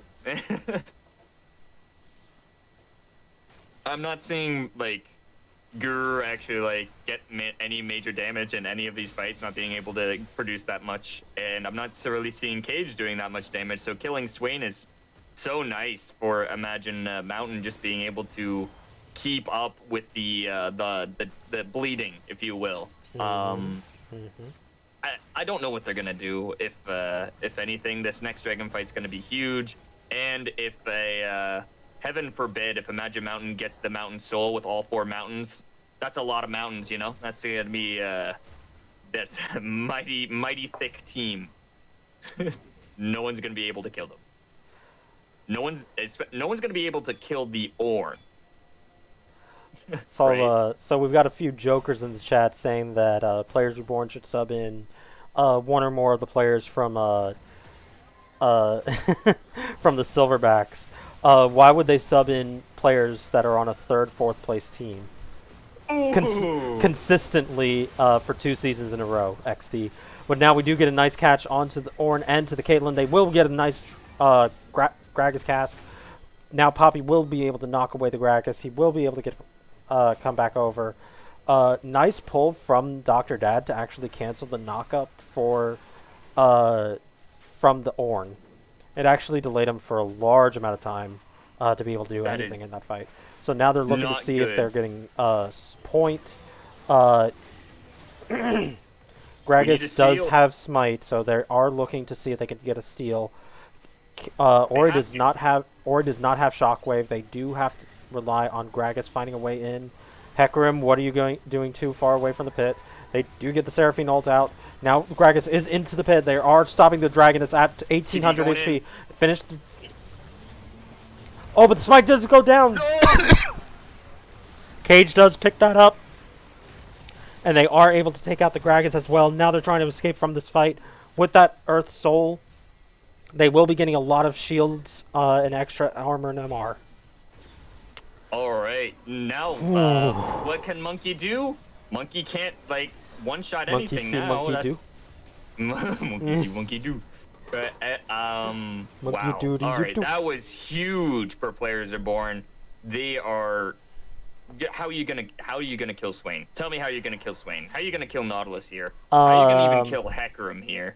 Caitlyn, get the Serpent's Fang. Yeah. After you were probably supposed to go Lord Doms, because like you're having to deal with 2 really high armor based tanks. I understand that Hecarim didn't go tank, but he does have a lot of health, so that would have been good. Now Nautilus does immediately go onto the Orianna. Orianna does flash now, does get the nice ultimate from the Hecarim, and now they're going to TP in for this Baron. Yep, that's Baron. That's Baron, boys. There's I would just like to say it's gonna be now the thing is they do have the 2 large AoE ultimates. They do get a nice Seraphine ultimate. They do get the pull onto the Gragas. Gragas does have the Zonias. Now they're going to get a lot of knockups onto Players Reborn, and now they're trying to see if they can survive even just a little bit of damage. Now Nautilus maybe looking to go down. Ornn is trying to survive with little damage he can. He does get the stone plate off, and now they're going to get another big knockup. Now Guru does actually block the Caitlyn ultimate from hitting the Nautilus, which would have killed him. But now they're still looking at a pretty nice team fight, even though they're down most of their front line. Poppy does get a nice engage onto the Caitlyn after the hook lands onto her, and down they go. But they do not actually get the Baron, but they will pick up enough kills to just about bring the gold back to about a 1,000 gold difference. How many times does Ornn need to knock up 3+ people? He got for them to win the fight. He got the knockup with his E twice, and the ultimate on 4 or 5 people. The second E was onto 3. So like he is hard trying to crowd control the team. Seraphine even got a 5-man ultimate. So like I don't know what more you could be doing for crowd control for Imagine Mountain. when, like, I understand that Monkey was dead, so you didn't have the shockwave, but, like, you have this much crowd control and you're still not able to win these fights as hard as you should be. I understand that there's an amount of soul, but um, like, there are some things that you could be doing to fix these things. One is just not getting randomly caught out like Monkey did earlier. Um, he did end up burning the flash as well, which is even worse for him. He does have the Zanyas this time, so maybe he won't die this time if he does get caught out like that. It'll give him at least a little bit of time before both players Reborn and Imagine Mountain can get to him. Orn is level 14 now, so he just needs to upgrade a individual. So probably going to be going over to either Gragas or Monkey, maybe even Caitlyn here. I don't think to Caitlyn. Gale Force doesn't give enough stats for it to be worth it. That's like one of the last upgraded items that you go for. I really like the Moonstone and Seraphine there. It's going to produce a lot of healing for their team, but if... And she went Chemtech Putrefier, so she has AoE anti-heal. Yeah, it's definitely something they need for their team because it's just Swain there. Meanwhile, Poppy is bullying being this Ornn. Yeah, Ornn is just not happy right now. Do you got it? Oh, Swain actually ended up using his ultimate. They do get the shockwave, flashes the shockwave, and they do try to keep going. Swain does get the ultimate off, and they do have him dodge out. Orianna does take down a lot of damage. Swain does get the Zanyas off just in time. Now Tristana going on to the Gragas. Gragas does use stopwatch and does actually end up picking him up. Now Poppy is actually taking a lot of damage here. Is going to be able to pick up her buckler. Ornn is running low on mana. Does get the shove in onto Ornn's own thing, but now Poppy has... Oh, she missed the E, but she does actually get the 1v1 kill, and that will be Baron now for Players Reborn, now putting him up into the gold lead the first time since way early on in the game.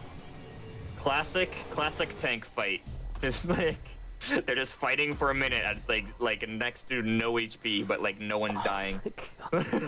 There were so many misplays from that top lane brawl that were just minor things, but like you could see like the Poppy missed her final E onto the Ornn. Ornn got in line for Poppy to use his own pillar against him. So, like, yeah. People are like, oh, casters are buying. No, like, Players Reborn are also fucking this up a bit, too. So, ain't nobody safe from my flame, okay? You should have heard us last game. I'm going to let y'all know right now. Ain't nobody safe from my flame, okay? Ornn does actually TP into this fight, ready for the Baron. Or, Elder. For the Elder. Upgrade to the... Hey, look, it went right to the Caitlyn. Now they do a bunch of percentage damage thanks to that. Tristana does end up actually picking up the mid lane tower for Players Reborn, and that'll put pressure onto the mid lane. Tristana actually could just blow up towers if nobody responds to this. Players Reborn are in literally no rush to take this dragon. Poppy is Tristana even takes on that tower and takes it out. Now Caitlyn is running back to the fight. Ornn does get a nice knock up onto two of the tanks. And now they're trying to see if they can get more. Now the Orianna ultimate does catch on to 3 with the Swain being one of them. Swain is going to be going down very quickly. Does get the Zanyas off just before he gets clapped. And now Gragas will be jumping back over to the fight to try to get to the Swain. Swain does get a nice bit of healing off of that. Now Brewer jumps in onto the back. Does get over onto them. And does try to take out the Ornn, does get the Ornn, and now they're looking to see if she can pick up the Seraphine, but will not be able to get it because she already used both her W and her flash. But that'll be a 4-for-1 with it looking like Players Reborn is trying to end it on this one with over 20-second death timers. I think that's it for this game. Players Reborn fighting tooth and nail to come back into this game with the Elder Dragon Soul Win Con. Seraphine trying to do what damage she can to the minions, but it's too little too late. There's 4 damage dealers here. Poppy does enough damage. So with that, that'll bring it up to Game 3, tied ball game with this series. What a performance by Squirrel. Thank you, Squirrel, because you You 1v9 saved this this. game. You saved Bikini Bottom, okay? Yeah, that was. It was a rough early game for Oh, Players it, Reborn. at one point I Like, saw it was 1-8. Um, yeah. and then again it Yes. was 2-9. But then after that, it started slowly creeping back. Players are born. They had the first couple dragons, and they were able to hold on for dear life to get to that soul. Yeah, so if I had to say, I would definitely give the MVP of that game to Squirrel. Damage graph also backs up my statements.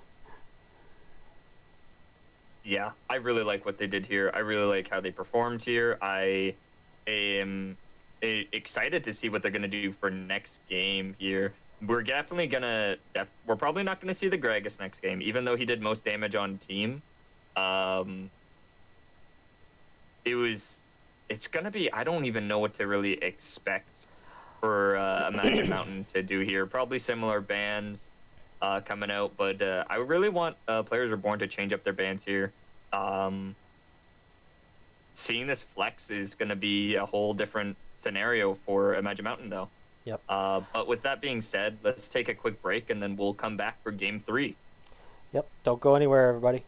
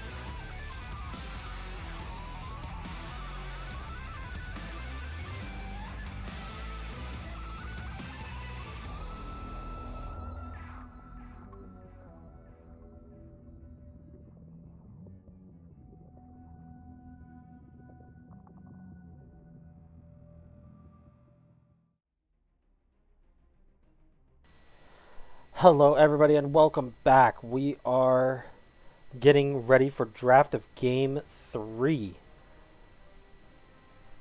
Yeah.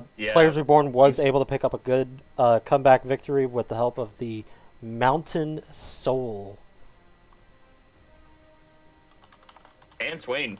I doubted it. I said I wasn't sure about what the Swain pick was doing there, but Squirrel Sensei was just like, I'm going to show you all what I really am capable of. And just like 1v9 and was just like, we're tying this series up. No questions asked. And like, he's like, Jungler, you come here now. We win game now. You take objective, I win. Yeah, but now we are getting into So, this draft. About the same picks and bans that have happened so far. Mountain decided to ban the Hecarim. You know, they don't want that long range engage with the R. And Zillion with the hover. So both Brewer and Dr. Dad play it. Tristana, Brewer technically plays it, and Squirrel does play it. So lots of fluxes here. I like how they left up Zillion and they're like, we look what we can do. Look what we can do. But But I'm pretty sure Monkey's gonna be I'm pretty very sure comfortable Mountain into just. Zillion. I'm pretty sure they just pick up Seraphine and Ornn. Like, I really don't think that they'd need to pick up anything else. They're doing it again. They're doing it again. Like, both. Oh. Oh, that's new. Oh yeah, that one's a new one. Are they gonna do it? Currently Find hovering the out. Jhin. I think that that's a pretty good pick with the Seraphine, and they end up doing it. So, all right, Yeah. that's a new look for them. Imagine Mountain has gotten Seraphine 3 games in a row. And first picked it 3 games in Yeah. a row. Like, oh. See, this is what Aha! we needed. This is what we're. Wait a Oh, minute. Go back. go back. I want to go back. No. Okay, fine. Well, now they can't pick Ornn because then that reveals all solo lanes. I mean, we all know Monkey's going Yone. Let's be Oh, this real is here. horrible drafting Let's from be Players Reborn. real. Let's be No, this is real. horrible drafting from Players Reborn. Oh wait, that's. Oh, I'm so used to Magic Mountain being on blue side now. I forgot that they just. Oh. That is actual horrible drafting if they decide to pick up the Ornn. Oh. Okay, that's fine. Okay. That's fine. Is that? So Is that really? that's support. So they don't really reveal anything extra with that. Seraphine Jhin, that's going to be bottom lane against Tristana Zillion. Yon is going to be going mid lane. They don't dare put Phoenix on Yon. So, I don't dare. I Hey, maybe underdog scenario here. Ooh, Twisted Fate coming out. I Alright. can see that Monkey is very familiar with Yone, so he must be extremely comfortable with the Twisted Fate Yone matchup. Agreed. Second phase bans. I want to see Ornn being possibly banned away from Players Reborn if they're not going to be picking it. But I'm pretty So sure. I like the Poppy Uh, ban. Pretty good option to ban. Nocturne. So here, I think that they want to try to either give Dino a good matchup in top lane, so they would last pick him, but they would still probably just pick the Ornn. Um, so then, for this team, then I think it would be better for them to just pick up the Ornn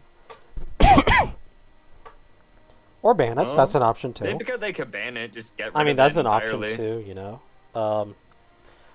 Basically, it's a requirement for top laners to be able to play Ornn. If you can't play Ornn, then you're not a real top laner. Facts. I have an Ornn mat. My mouse pad's all Ornn. I have a. Do you remember Yu-Gi-Oh? Yeah. I got a really nice play mat as my keyboard mat, and Okay. it has the 3 Egyptian gods on it with the Pharaoh and Dark Magician on the sides. And it looks really Oh, sick. nice. Really That looks looks clean. sick. That sounds clean. Yeah, I'll take a screen capture of it and send it for everybody to look on in the stream. Ah, yes. But Put it on the announcements channel. or in the announcements channel, community content. But we do have the Jarvan Community picked up. content, We, and someone's Matt. we do have the Jarvan picked up because Ewan was banned, so that's the Jarvan in the jungle. So they are looking to see if they can get Dino a really good matchup. I think that they would actually pick. So this is something that he's been practicing. They do pick the Volibear for, I believe that that's for Caged, but that can go for Phoenix. I think Dino is going to pick Jack's top lane. Never mind, he's not going to pick Jack top lane.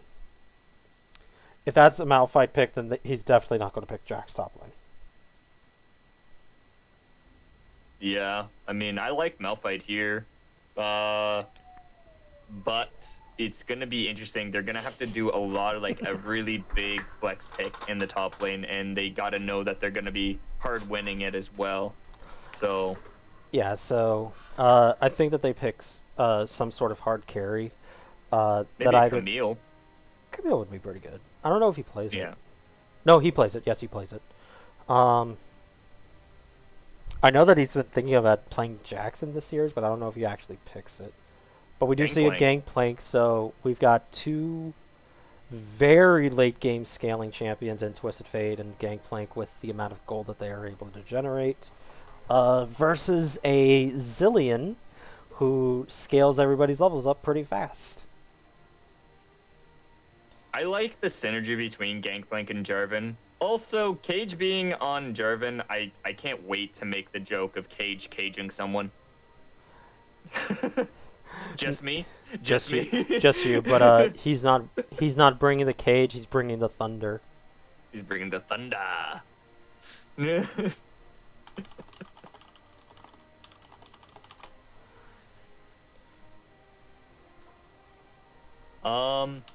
What can I really say about this synergy here? Dillian support. You said the players are born daddy. He plays it a lot. Is it has it been played in Seal before, or is it just in his solo queue games? For which champion? Zillion. He's played it in Seal before. Oh, okay. So he's very comfortable in a team formation with Zillion as well. Yep. So I know they played it a lot last season when I was on the team. So it's not like they're too out of territory for this. And I mean, they don't really need to have them clue in. It's like, hey, Zillion is a champion we play to Phoenix. Like, yeah, okay. I mean, it works whether or not it's myself or Phoenix in the top lane. So, the reason why we would do it with myself in the top lane, we would pair it with an Ornn, so that way we could get the items faster. Okay. You know, I'm actually surprised about something in draft phase here, that the Silas for Monkey was up, but he opted to not take it. So he would have had a lot of great ultimates this yeah, time. so even with just the first couple of champions, because he picked the Twisted Fate third, he would have had the Yone ultimate to just go right into the fight and pull everybody in. He would have had the Zillion, and right there, just those two are pretty good. I'm pretty sure Players Reborn would have changed their last two picks. Like, obviously, you never pick a Malphite into a Silas. That's just that's actually running it. Volibear doesn't really do much for Silas to get in there. It's just great ultimate. What do you mean? Like, it makes Silas come down harder. Like, it doesn't really do much that wouldn't really change the fight in that impactful of a manner compared to the Zillion or the Malphite ultimate. Yeah. But yeah, we're looking at these champion picks here. How do I feel about this so far? So, Plays Reborn's comp does fall off pretty hard. Like, they have no magic damage. Like, oh, but Zillion does magic damage. No, they don't have magic damage. Yon is basically a pure physical damage dealer with a little bit of AP thrown in, I think, to his E. Um, Zillion And is his there auto to, attacks. yeah. Yeah. Tristana's physical. Malphite is there to nuke people and to make Jin just not be a champion. But Jin is going to be able to go Gale Force, and then if he does survive the initial fight, then Jin just won't ever get touched again. Um, This is the way like I'm viewing it, right? So Jarvan, they like imagine Mountain wants them to be clumped up in one area, right? But that's also what Players Reborn want them to do. Like if you get Jarvan ultied onto someone, right? Tristana can jump out, Yone can get out, Volibear can get out, Malphite can get out, Zillion can't really get out, so you can only really trap like one person hard secures to one person. But even with that, if Malphite ults into it, if Yone ults into it, it's like they're setting themselves up to be like the perfect wombo combo. So I'm kind of favoring team fights to be for Players Are Born, despite the all like more AD team heavy team comp. But like who's building armor for Imagine Mountain, right? mhm. There's only like just Jarvan. It's just So Jarvan. I don't think there's going to be much worry for Players Reborn's But the problem that I damage. see for it though is that Players Reborn has really two sources of damage. Imagine Mountain has three in Twisted Fate, Gangplank, and Jin.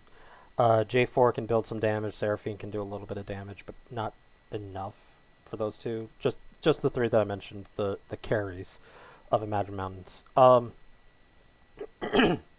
But something that is actually going to be an interesting interaction that I want to see is when Jarvan ults, I want to see Zillion's bombs come in on that location because I want to see just the caged bombs happening. Like Yeah, it's yeah. probably going to be just the Jarvan in there for Imagine Mountain in that pit, but I just want to see it, you know. I'm silly. I thought I'm so used to Imagine being on the blue side that I was saying that Jarvan was Oh, that Cage he was Reaper, Cage Reaper. and so the cage, you know. But now Cage can get caged, so there's that. He needs to be uncaged. Yeah, uncage the cage. You know, as somebody earlier this season called himself Uncaged Reaper. And then a week later he got banned from his team. So, you know, Oh, who really yeah, won? wow. Yeah, unlucky. Oh, wow. But it's gonna be interesting. Obviously, that's gonna come down to who's gonna be able to win their lanes harder and to be having a better rotation. Gonna come down heavily for the side of Players Reborn's communication. On top of that, to kind of like chain lock someone in place. Um, and also for the side of Imagine Mountains, also going to be able to communicate like damage and who's going to be trapped where, especially for Jin. He needs to know where people are. Sometimes it's going to be really hard for him to land a Tristana constantly moving around, a Zillion buffing up their speeds, moving around, you Mhm. know, Yone dashing, Volibear running, and Malphite ulting. So it's I I think I would have liked to see Dino maybe on a different pick here, but I want to see how he plays it into Malphite. Yeah, so Uh, Malphite should actually have a pretty hard time into Gangplank. Gangplank's going to go Grasp, you know. Malphite, he's probably going to go Comet just so that way he can match the damage in the early game. I think Gangplank just wins this matchup, even with jungle intervention. Volibear doesn't really like provide that awe-inspiring power to stop the Gangplank from existing. He as long as he's able to get his Sheen, Gangplank will be just fine. But I digress. We are going into this game. Players Reborn on the blue side, Imagine Mountain on the red side. We have swapped sides. Who do you think Chad is going to win in Game 3 of this best of 5 finals?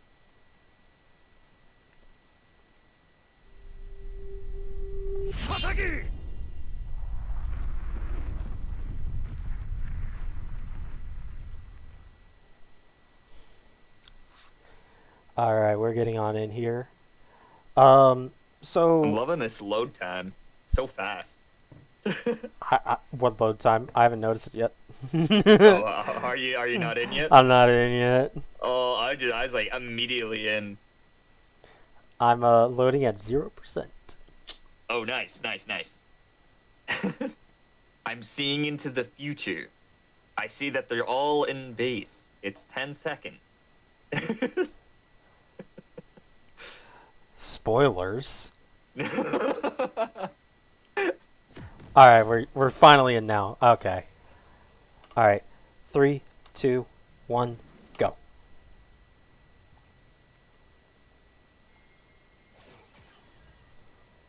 All Yeah, right. just are we gonna get like the early game cheese, or is Imagine gonna be Oh, Volibear's botting late them to out again? this. Cage was apparently having some tech issues. He's late onto this one. Imagine Mountain finally, for the first time this series, is looking to do some sort of an invade. They do actually see Dr. Dad off onto the corner. They do have the Twisted Fate. Does go for the flash immediately. Flash. Uh, they do not actually get anything else. They do have the Jin using his W to start it off, and that'll be a flash for flash Zillion for Twisted Fate. And I think that's more worth it for Twisted Fate to uh, or rather for Players Reborn to have gotten the Twisted Fates flash rather than the Zillion's flash to be down right now. Yeah, like which one's more worth it, the mid lane splash or the support splash? Like I mean, Zillion's not gonna be able to flash early into the game to make any like crazy fancy plays, but it's gonna be so much easier to gank Monkey now because TF not really known for his disengage abilities. Despite like he might be able to stun one of them, but he's not gonna be able to stun the jungler and the mid laner. And for So those of you asking, Jin's W did actually land, but they were way too far away for anybody to really do anything. Like, J4 doesn't have any level 1 fight, really. He went for his flag first. like, and Seraphine's E didn't actually land, so kind of a wasted one there. should be see Jarvan actually not opting for the frozen smite instead of he's going for the challenging smite. I'm not sure how I feel about that. I guess it's just like a free kind of like anti-heal, I Really? suppose, for Volibear. Like it's like an ignite and exhaust, right? If I'm not No, mistaken. you take 20% reduced damage from that marked champion. Ah, Oh, but now we got a gank happening for the Volibear onto this Twisted Fate. He doesn't have flash. They will be looking to get the first blood for the Volibear. yeah. I was thinking that was gonna happen. There's like not much Twisted Fate can do there. He did get the flash from the Jarvan. I mean, from the Volibear rather. And so really great and really smart by Cage to be able to get that rotation and get an easy first blood for his team, and that's going to be really helpful for the Yone because Yone's early game is really difficult because of his Q being like getting him out of position constantly. So he has to play really smart in the early stages. So having that relief is going to be amazing for him. Yeah, agreed.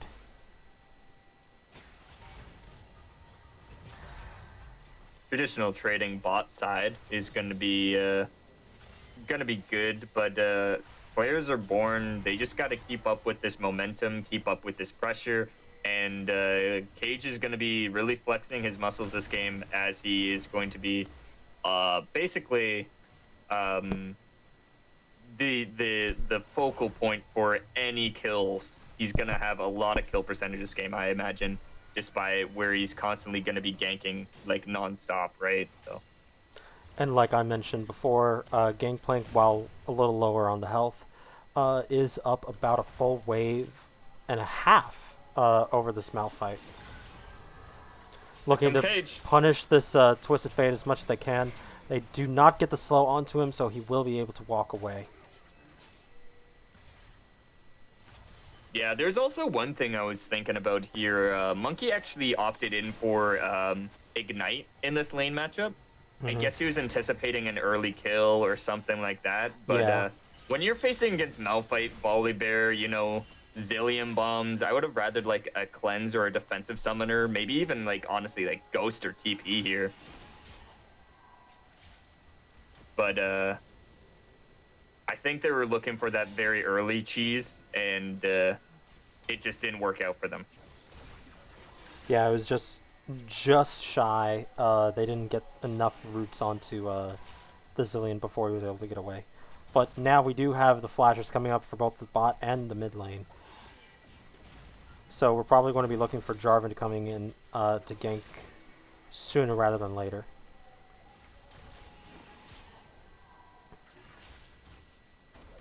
Now, as for early Drakes here, I'm going to anticipate that Jarvan should be able to pick these up, but with the roam pressure that's happening from Caged, I feel like he's going to try for it as well. So it's going to be interesting on whose laners are going to have more prio to rotate for them. We're going to see an engage happen actually topside. Malphite still has his flash, so he will be able to flash that. Jug does not go with the flash to follow, so he will be able to escape that one. Danger pings coming out from Imagine Mountain saying, give up the first dragon. It's fine. We're just going to scale up, play safe, and fight for the next one. Yep. That is A-okay in my book. Malphite going in with the ultimate onto Dinosaur. Doesn't get the clap onto him, and now he doesn't have any mana left to fight. Now the Twisted Fate is looking to get a kill back onto him. Does ignite him as well, and that'll be a kill for Twisted Fate to get back on into the game. Yeah, great rotations, good map presence, and great communication coming out from Imagine Mountain here. So, Ansem, I need your predictions. What's the next dragon gonna be? Um, Ooh, before that, let's actually talk about this. yeah, Cage is going in. He does not have his ultimate, and Jin will be able to get the root, so that way Stebby doesn't have to burn any summoners. All right, let's hear the Ansem dragon prediction. I'm gonna say Cloud. I think I say Cloud too. Like I'm going I off of actually what you can't. told me. I actually can't really tell that well this game. I'm pretty sure it is Cloud though. But I can't actually tell from this one. Ooh, they do get Jarvan the jab flash. from the Jarvan. And he will be able to escape. Nice trade for the summoner spell there. Yon will be able to have his ultimate up soon. Yeah, if Ione got that pick there, that was gonna be very juicy for him just getting another kill. That Jarvan not hitting level 6 either. Volibear's now going to be taking a presence and is going to be doing some counter jungling. Now, there's something I want to know as well. Malphite opting in for the Q max. Okay. So, I was thinking he might go W max here just because he's going to have to face into Gangplank, but the Q max is just fine because he's not going to be able to really get into melee range of Gangplank.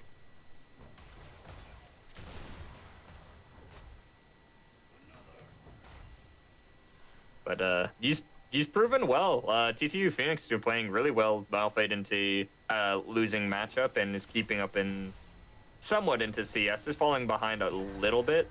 Every other lane's basically the same. Oh, we do And have the engage onto the mid Twisted lane. Fate. He will be trying to get a Retribution kill, but they will be able to pick it up for the Caged Reaper again. He has been uncaged.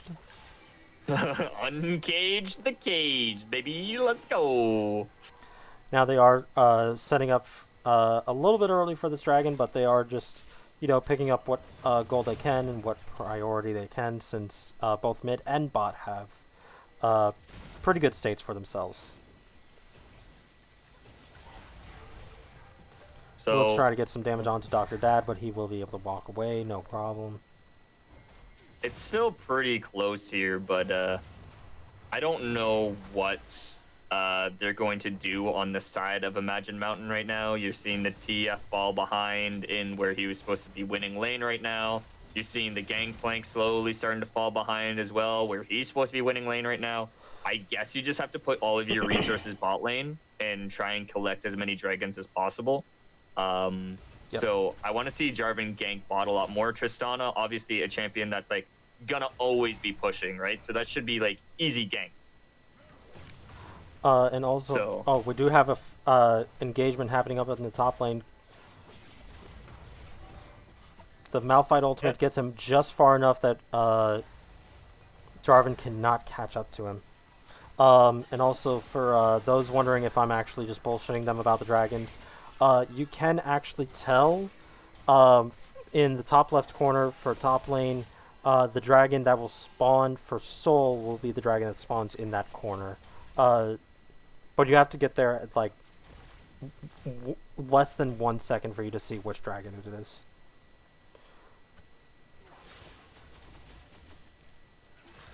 Me, I'm actually bullshitting you though for what color schemes. It actually does show better. It actually does show better color schemes to what a dragon is up. Not just for Soul because that's obvious, but like so.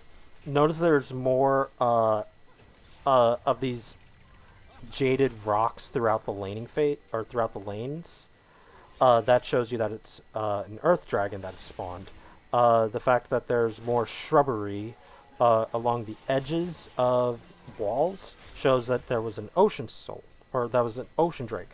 Now we do have the engage onto Dr. Dad. Does use the ultimate immediately. They don't rock him down yet. The GP ultimate will take him down and will be going down at the end of that one. They do not continue this fight. Now Cage Reaper is in deep trouble for the Jhin to keep going on to him. Now he's really far out of the way. Now he's going to be going down to Twisted Fate and Jarvan, taking him out. That is what they needed. That's what I was talking about earlier, where they need to get these fights and they need to get these dragons. That's going to be so helpful for them. And to be able to get back into this game as well, they weren't too far off, so it should have been easier for them to win team fights like that. And see, we were bullshitting you because it was actually an Infernal. Aha! We were... Yone having to ult away, that right there is the reason why Yone is competitively viable compared to Yasuo. He can get out of situations on his own.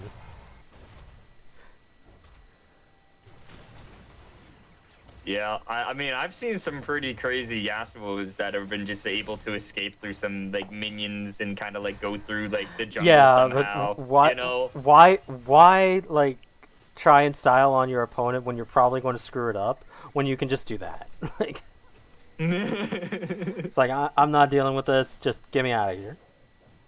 Get me out of here. Yeah, Gangplank online now. He's actually getting that 20 CS lead onto the Malphite.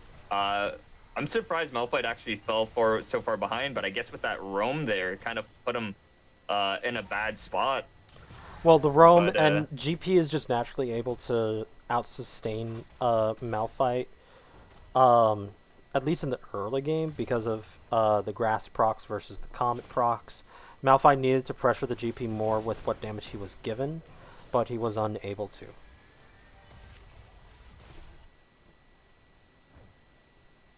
Now, what are we going to see next here? I want to see possibly a Shelly fight into getting some of a tower, maybe a tower or two. But all these towers are relatively healthy, though, so I'm really not sure what the next thing is going to be. It's going to be who kind of messes up first, I guess. Yeah.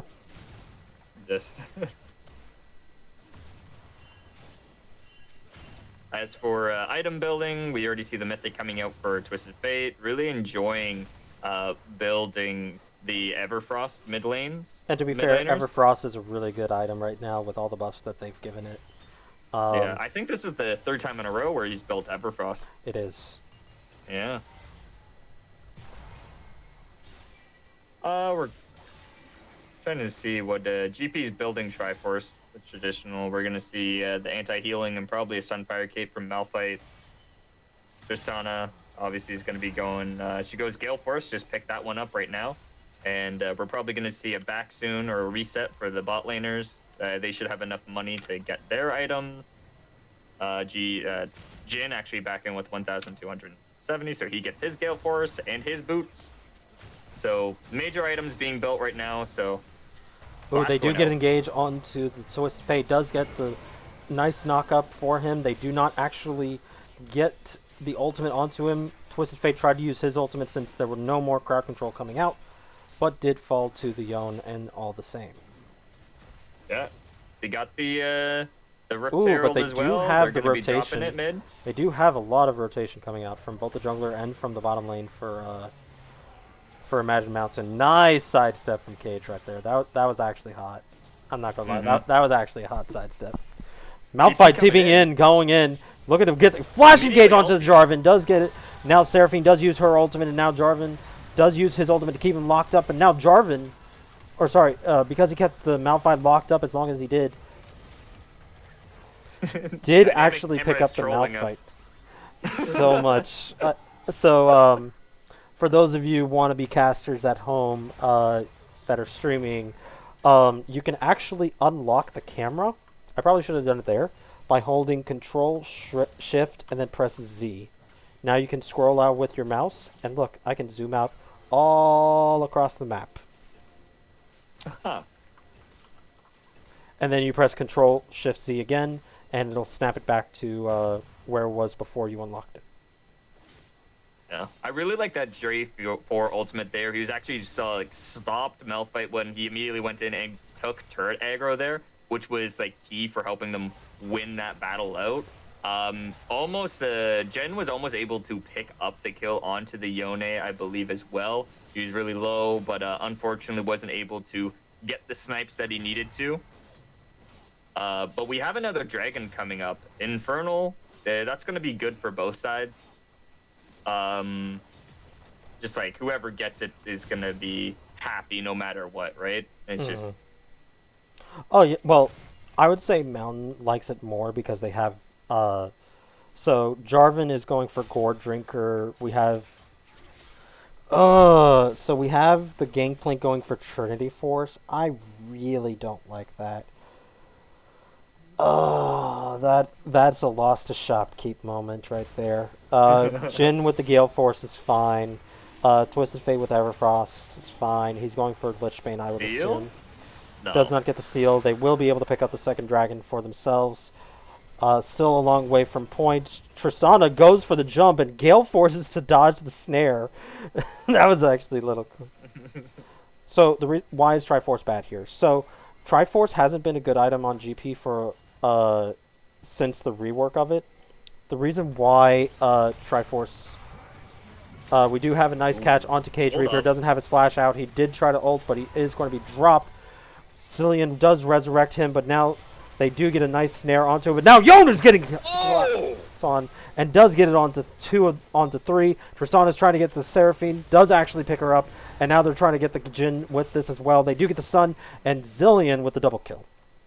That was huge. Amazing play. What mechanics from Zillion? He pressed R, baby.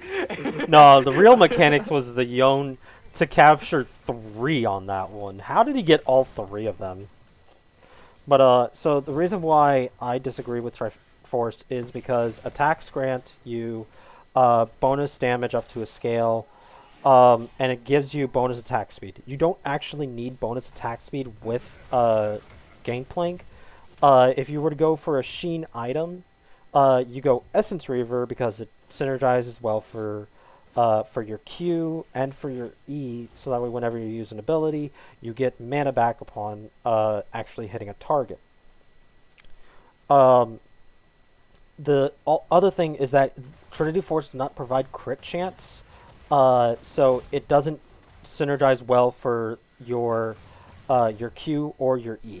So just mathematically, Trinity Force is not a good mythic for Gangplank anymore. If you wanted a Sheen mythic, you go for Divine Sunderer, which actually wouldn't be a bad idea. Another one that people are currently going with is Shield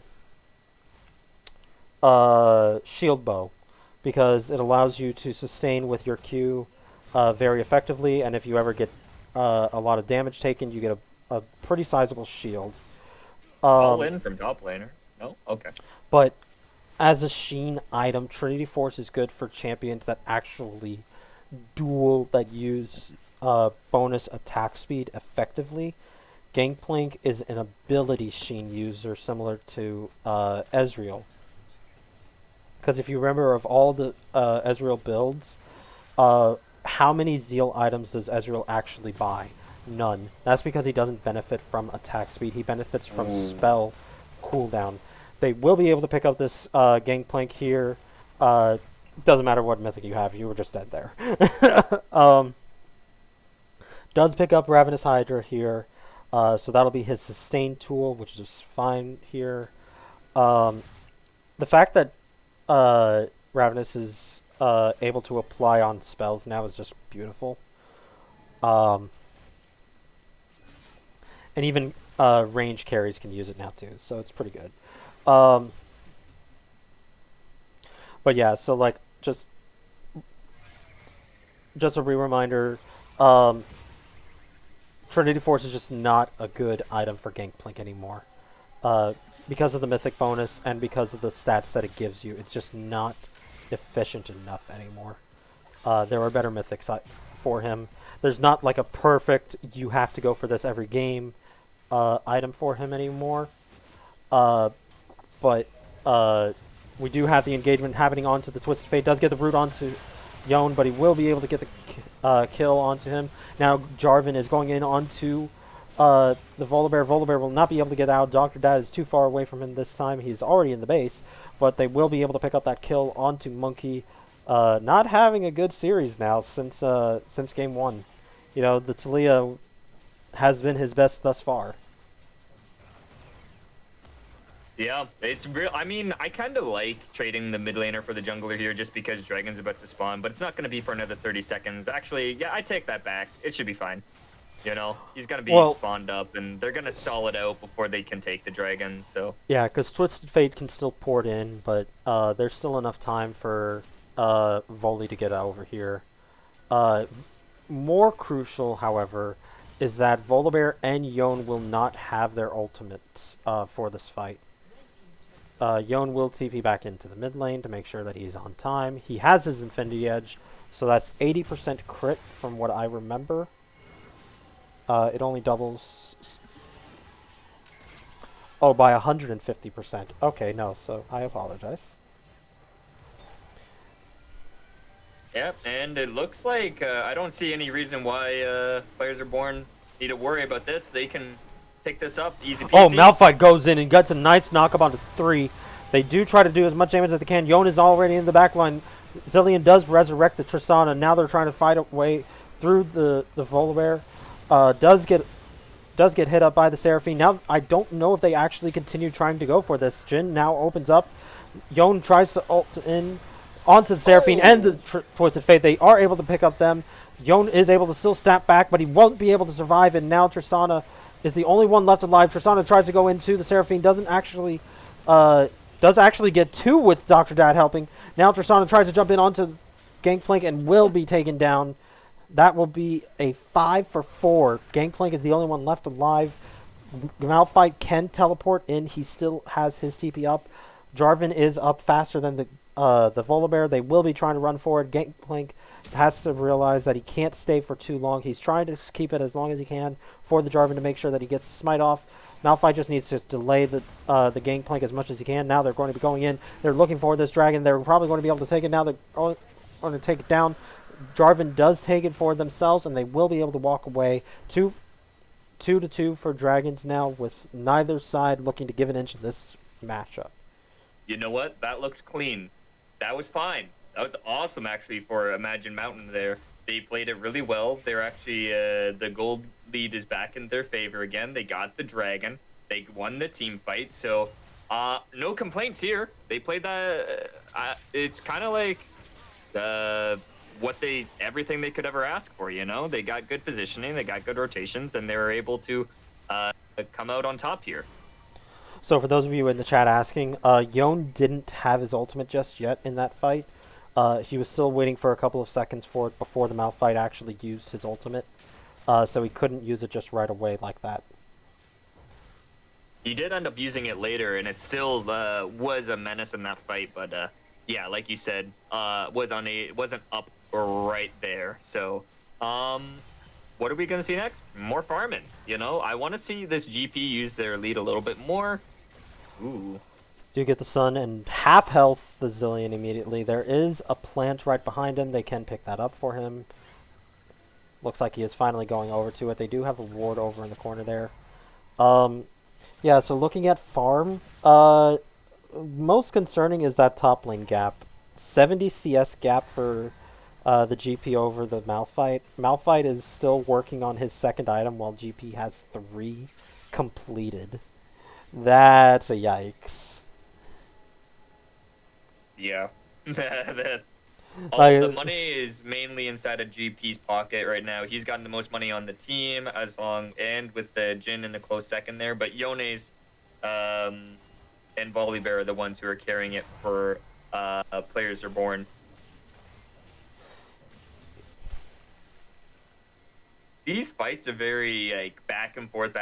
So it's like I don't know what to expect anymore from both these teams. It's just gonna be waiting for the next pick, Just like I don't know what to say. Like no one here I feel like is winning super hard, and no one here is losing super hard. well, So it's I not like, believe that Players Reborn is actually in the losers column right now because they don't really have good late game scaling in comparison to like GP is a monster late game champion. Like he's going to be eventually getting an Infinity Edge to replace the corrupting pot. Yon is immediately going in onto the Twisted Fate. He does get the flash out of the Twisted Fate. Meanwhile, they are fighting around the Baron Pit for both sides. Yon will be able to teleport. Twisted Fate does not have the ultimate just yet, and the Malphite will be able to get in now. Jarvan tries to do as much damage as he can to stop Yon from collapsing in onto them. Dinosaur will be able to take out the Caged Reaper, and now they're trying to escape from this horrific scene of a fight. oh, here's the TF. Oh, now here's the TF, and Yon does not have a way out of this one. He's going to be going down.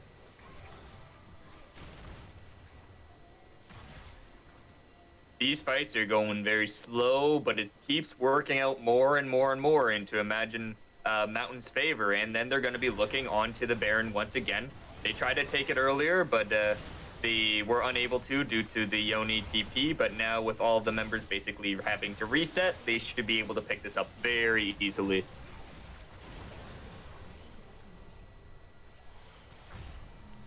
Yeah, that Baron will definitely put them one step closer to knocking out the towers. All but one has fallen, or all but one has stayed alive for Players Reborn, whereas a good chunk of the portion for Imagine Mountain has fallen thus far. That was just due to the Yon and Volibear just being menaces in the early game and pushing people around. But now the GP has started joining up in the fights, started making an impact. He's been able to actually get going. Now they're trying to go and collect gold from this Jarvan, but he says, no thank you, I'm just going to walk away. Yeah, Zillion's going to be leveling up someone, and they're just going to be doing this. With that being said, the Baron buff is going to be really nice in this fight. The additional 30 AP and AD for them, I believe it's 30. It might be a little bit lower. With the Baron buff is going to be nice. Yeah, I think it's 30 as well. So. Oh, but Malphite goes on to the GP, does get orange out of that. Now Zillion is trapped into the pit with the Jarvan. Jarvan does end up using his ultimate to get out of that himself. Now Dr. Dad is in trouble. They are all, and now he does take a final fourth shot from him and does actually use up the ultimate early. Now they aren't able to return the damage with this. Now Yon is trying to ult into the fight and now is actually going to be dropped with the Tristana in the backside of that. Jin is going to be picking up the fourth one of that fight, and Zillion's the only one left alive, with Twisted Fate saying, nah, man, you coming to me, boy. Yeah, that TF gold card followed Yone to the ends of the earth. They're like, nah. I'm a getting you, and you ain't gonna stop me. And like you were saying earlier, imagine Mountain there is actually going to be picking up some easy money for themselves. They didn't have a lot of the towers before, and this is just going to make the gold so much more for them and more team pocket, more money in their pockets rather. And they might even get an inhibitor this time? Question mark? No, No, just the tower. no, they're all coming back alive. They don't want to overstay their welcome. Also, love the Lord Doms from the Jhin. Having to punch through a Jhin and a Malphite, or Jhin, a Volibear and a Malphite, without being like an on-hit carry. That'll do wonders for them. Oh. They do find GP. GP does use the barrel pretty nicely. They won't be able to actually collect him, as the rest of them Mountain are coming in. They have no idea. Cage is going to have to run away and use his ultimate. He does actually get the Zilean ultimate onto him, so he will be able to run away as fast as his wee little legs can carry him. Little bear legs. Wow. Yeah, they all spent their money from getting the three towers, mid lane, and now they're looking at Malphite. They do get a stun onto him, but it's not going to be enough to do anything for them right now. Hydra's really a good item for GP, I gotta say. Yeah, that was kind of nutty. Oh, but now he doesn't have the barrels. Now he's going to be looking to see if he can actually get enough damage onto him. GP does end up using his ultimate, but but he does actually get the 1-for-1. Or the 1-for-none. Gruer trying to put his team on his back in this game. Zilean does get jumped on by the Jarvan. They will be able to survive, and he now is trying to find a way out of this pit. Twisted Fate is unable to get the kill onto him, and now Malphite actually teleported. Wait. Phoenix, what are you doing?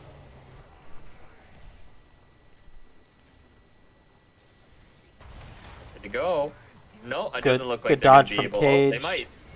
Good dodge from Cage for the yellow card. Gruer is back on the side. Oh. Tristana wasn't able to. Almost getting that. Here we go again. Caged. What are you doing? Well, now Gruer is on a really bad path here. Does actually get flash yellow carded. Twisted Fate does not have his flash, but they will be able to get over onto the other side. But the Lich Bane with the rapid fire, I think he critted on that too. Malphite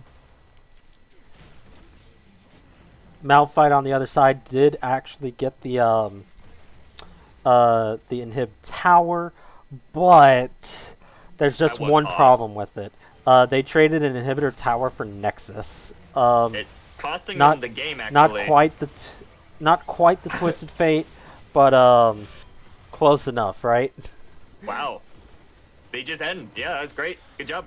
Yeah, so so the end of that was very sad, in my opinion. What was that solo queue? That was actually a solo queue moment where Phoenix, he TP'd into the bottom lane thinking, oh yeah, no, we could take this, and then they were like, wait a minute, our wave is dead. Yeah, I think. Well, he teleported just for the 1v1, just in case Gruer didn't get that initial trade there. But Gruer actually winning that, and then he reset. But I think it was so Gruer okay didn't for Phoenix actually to get the. Sorry. Gruer didn't actually reset on that one. He actually just walked back. I do not agree with this. Not like this. Not like this. But let's go ahead and take a look at the damage graph. Whew, that GP did put in a bunch of work. We're going to take a short break. I'm going to go refill my water because these people like to dry my throat. So I will be right back. Everybody, don't go anywhere.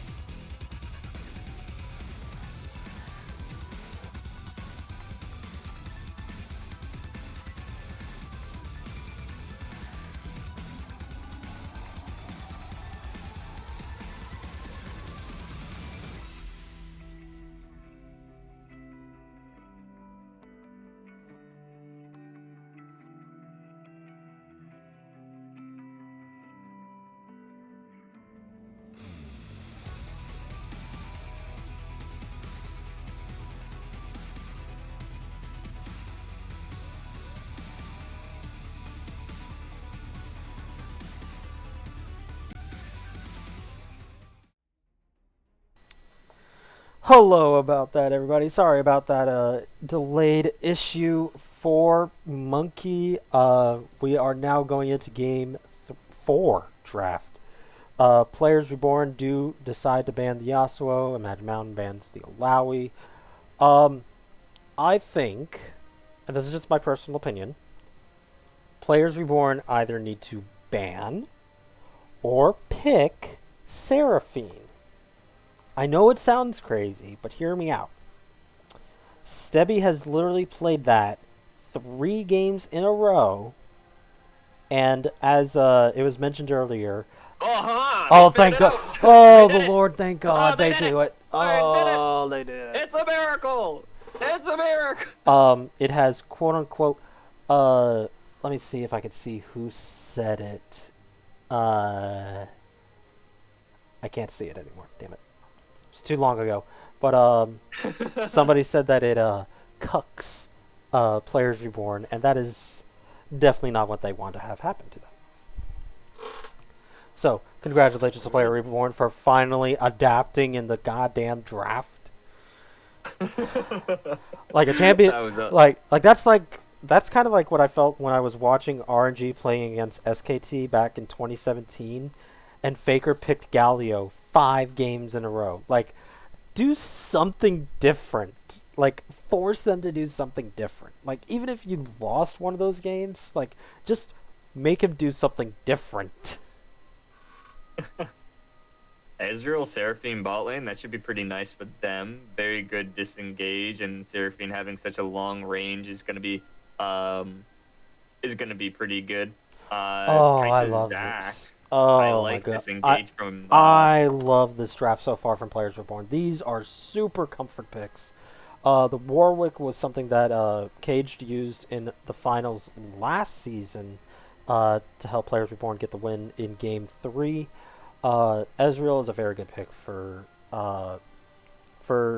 Squirrel, so that way Dr. Dad can roam, and he doesn't have to feel that Squirrel is threatened in any way. Sebi is going to be picking a utility support, so they will not be looking to get a lot of damage off onto him. And holy crap, we have a big boy raid happening here. Distrix is raiding with a party of 38. Welcome to Casual Eel. We yes, do have... and what a game to come in on. Nice. Okay, so Braum is something I actually didn't expect from Stebby. She had actually been practicing Alistar, so it's definitely an interesting pick. I'm not gonna lie. Um, yeah, so welcome all new people. This is the 4th game match point for Imagine Mountain, best of 5. So we're gonna look to see a couple of changes. We do see the Poppy ban. We do see the Gangplank ban, which is good because that gave them the win last game. A Nocturne. I don't think that you actually have to ban Nocturne with Zac already picked. Maybe it's for like a. Maybe it's Oh no, it's Nocturne top. mid. No, it's top lane Nocturne. That's right. They were planning to play. That is a flex pick that they like to pick for Dino. So that is actually a good ban from Players Reborn. They should pick Darius XD. They Neither. should pick their. I mean, I Um, wouldn't not disagree with you there. It's actually It's like kind of nice. Phoenix believes that picking Darius is just small PP energy for top Is that laners. what? He will not degrade himself by playing Darius. And it's like Oh, and yet you play Alawi. I mean, Darius might be the pick here. It's going into Shen. It's really hard for Shen Shen, to do anything. Mordekaiser. Ooh. Okay, Hmm. so Players Reborn have actually had a really hard time against Mordekaiser in the past. So picking the problem away from them uh, is actually a pretty interesting one. And a Tristana hover and pick for Brewer into the mid lane. Blind picking that into probably a mage, all honestly, isn't the worst idea, but definitely could be better. Brewer going again. I kind of like Brewer on the Yone last game. I was surprised that he didn't pick it up this game as well. If you're going for like an AD mid laner, is Tristana your go-to? Or I didn't really feel like he performed well, to be fair. I don't feel like he performed well on Tristana mid last time, so Oh, wait. wait a minute. Wait a minute. That's a That's a misclick. misclick. That's a Yone. Yeah, that's That's a a Yone. Yone. That's a Yeah, Yone. okay. Yeah, that's a very pretty Yone if you ask me. Look at that. What a face. Yeah, so that is a Yone mid lane. Yeah. Yeah. That That's oh wow. okay. Okay, so So it's gonna be Monkey and okay, Monkey's so gonna try once and hard again, carry this so once with again, it's Kaisa. Monkey and Kaisa trying to run it back again. Um, and yet Players Reborn they picked three high damage scaling champion or two scaling damage champions, and a Warwick to facilitate him in throughout the early game. Tristana can do pretty decent. Uh, Early game, I'm worried about their mid and late game though. Shen can very easily disrupt their plans, but Mordekaiser has been like the fear of Players Reborn, and them accepting that fear is just one of the many steps they need to overcome that fear. I feel like TTU is very comfortable now. He wants to try and win lane this time around. I want to see him just pop off. If Mordekaiser can 1v9 the game, it would be amazing. But it's like you say there's a lot of comfort picks on Players Reborn, but I like the team composition from Imagine Mountain here. I really like the how much utility they have for engage, disengage, set up with the Shen, Braum, and Zach for the Yone and Kaisa. What a great comp that they built on this. I'm really excited to see how they're going to perform on it. We know that Monkey's very comfortable on the Yone pick. Um, but again, he is going to be facing into a Tristana, which is a ranged matchup. He's going to have to play super safe in that early game. He's going to need a lot of help from Zach, but Cage will be constantly mid lane, no doubt. If we saw anything last game, Cage just camps mid and makes sure that Monkey is unable to do anything. So, I it's think going to that be interesting. I think that last game was a byproduct of the fact that Monkey used his flash to try to get the pick onto Zillion. So for the first 4 or 5 minutes of lane, Twisted Fate had no flash. And unlike Yone, he doesn't have a way to like move around much besides somehow trying to find a way to kite it out, but he doesn't have the flash, so he couldn't do it earlier. Um, Braum pick is actually interesting. It does still have him get hit by, the Ezreal and the Seraphine ultimates, but it stops it from going to other people. Um, so I'll be very interested to see if she can actually play Braum effectively. From I talked to both of these teams going into the season, into the playoffs, and Stebby, from what I've gathered from their team, is that utility mage player, and she is not allowed to play on these kinds of like beefy boys like Alistar, Leona, Braum. Uh, she's just not allowed. So Last thing you need is a backline Braum who stays behind the Kaisa. yeah, that's like it's not like it's an Ornn that's ulting that you have to to shield behind you guys. No, everything's coming from the front. So Uh, but as a champion, I think Braum's really good here. I like what he can do oh and yeah, for provide sure. for the team. But like you said, we just got to see Stebby step up, with the Braum and see how they perform. They played a great couple, like great games on Seraphine, landing multiple ultimates. So I feel like they're very talented enough to perform on Braum. That's for sure. I don't think there'll be an issue with that. Uh, Yeah. but And she's been going all week like, no, I can play Alistar, I can play it, let me play it, let me play it. It's like, and then Monkey just goes, no. no, monkey go no. Monkey say you go one. Enchantress duty, you build Moonstone. That is your job. That is What your is your entire purpose? Build Moonstone.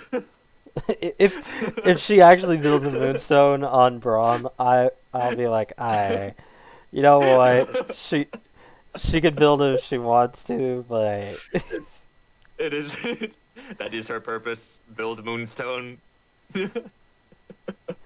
I definitely would not want to be in her shoes if that's what her life amounts to. Then Feels like PR definitely has a win lane, win game again kind of scenario where Imagine Mountain's going to be definitely a lot more win cons, a lot more things that they can do, and a lot more utility they can provide for their team. So they do that's going to be have a interesting to little see. bit of a net with the Ezreal though, because Ezreal does scale very well, even with the reworked items. So I'll be looking to see if Ezreal can actually do what he needs to do. Um, so it's definitely going to be on Players Reborn because if they fall behind again, then I think that they just lose. Oh, yeah, Kai'Sa's just a very scary AD carry.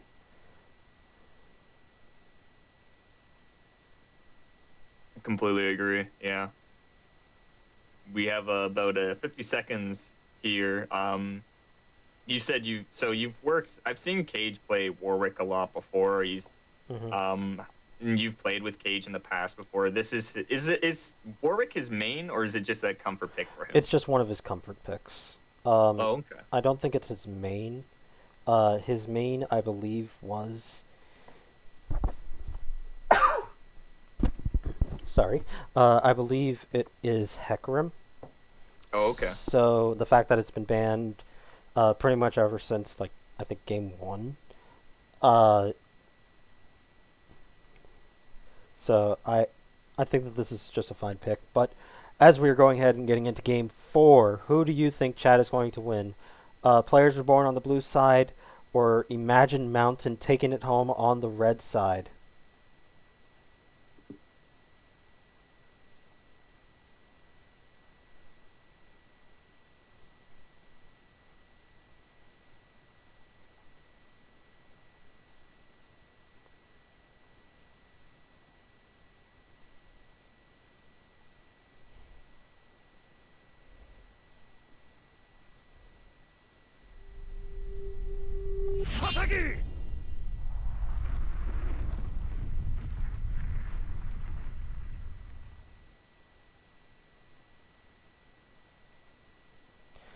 All right, we are getting on into here. Oh, that was a very fast loading time.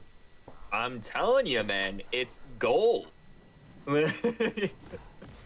I'm just waiting. I'm almost at the 10 seconds and boop. All All right, right, I'm ready to sync up when you are. all right, ready? 3, 2, 1, go. Awesome. So I want to see if there's going to be any like level one cheese. This could affect Shen's lane a lot, especially if he starts E. But I feel like it's just going to be a typical 5 points. Um, yeah, So, nothing major.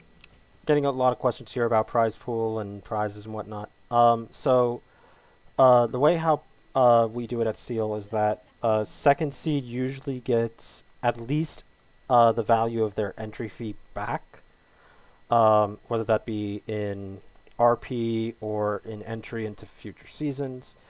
Um, Whereas first seed, uh, they get around $25-$30 worth of prizes. We do not do cash prizes. That is just our nature, because we do not want to allow an incentive for people to come in and try to cheat in our league. We do the RP prizes and the free entry into future seasons, and this is per player, not for the entire team. $30. No, that's ludicrous. Um, we do that just to try to mitigate the amount of possible cheaters or smurfs that try to hide their information as much as we can. We more so try to build this league to be for benefiting the players and building up the community rather than building up for a huge prize pool.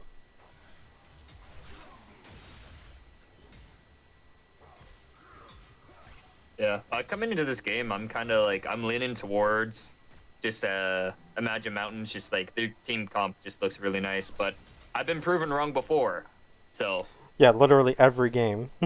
every game I've been told wrong. I said, yes, I choose this one, and then like it doesn't happen. I'm like, all right, I fine. do not choose that one then. Fine. I don't choose this one anymore. I'm done playing with you.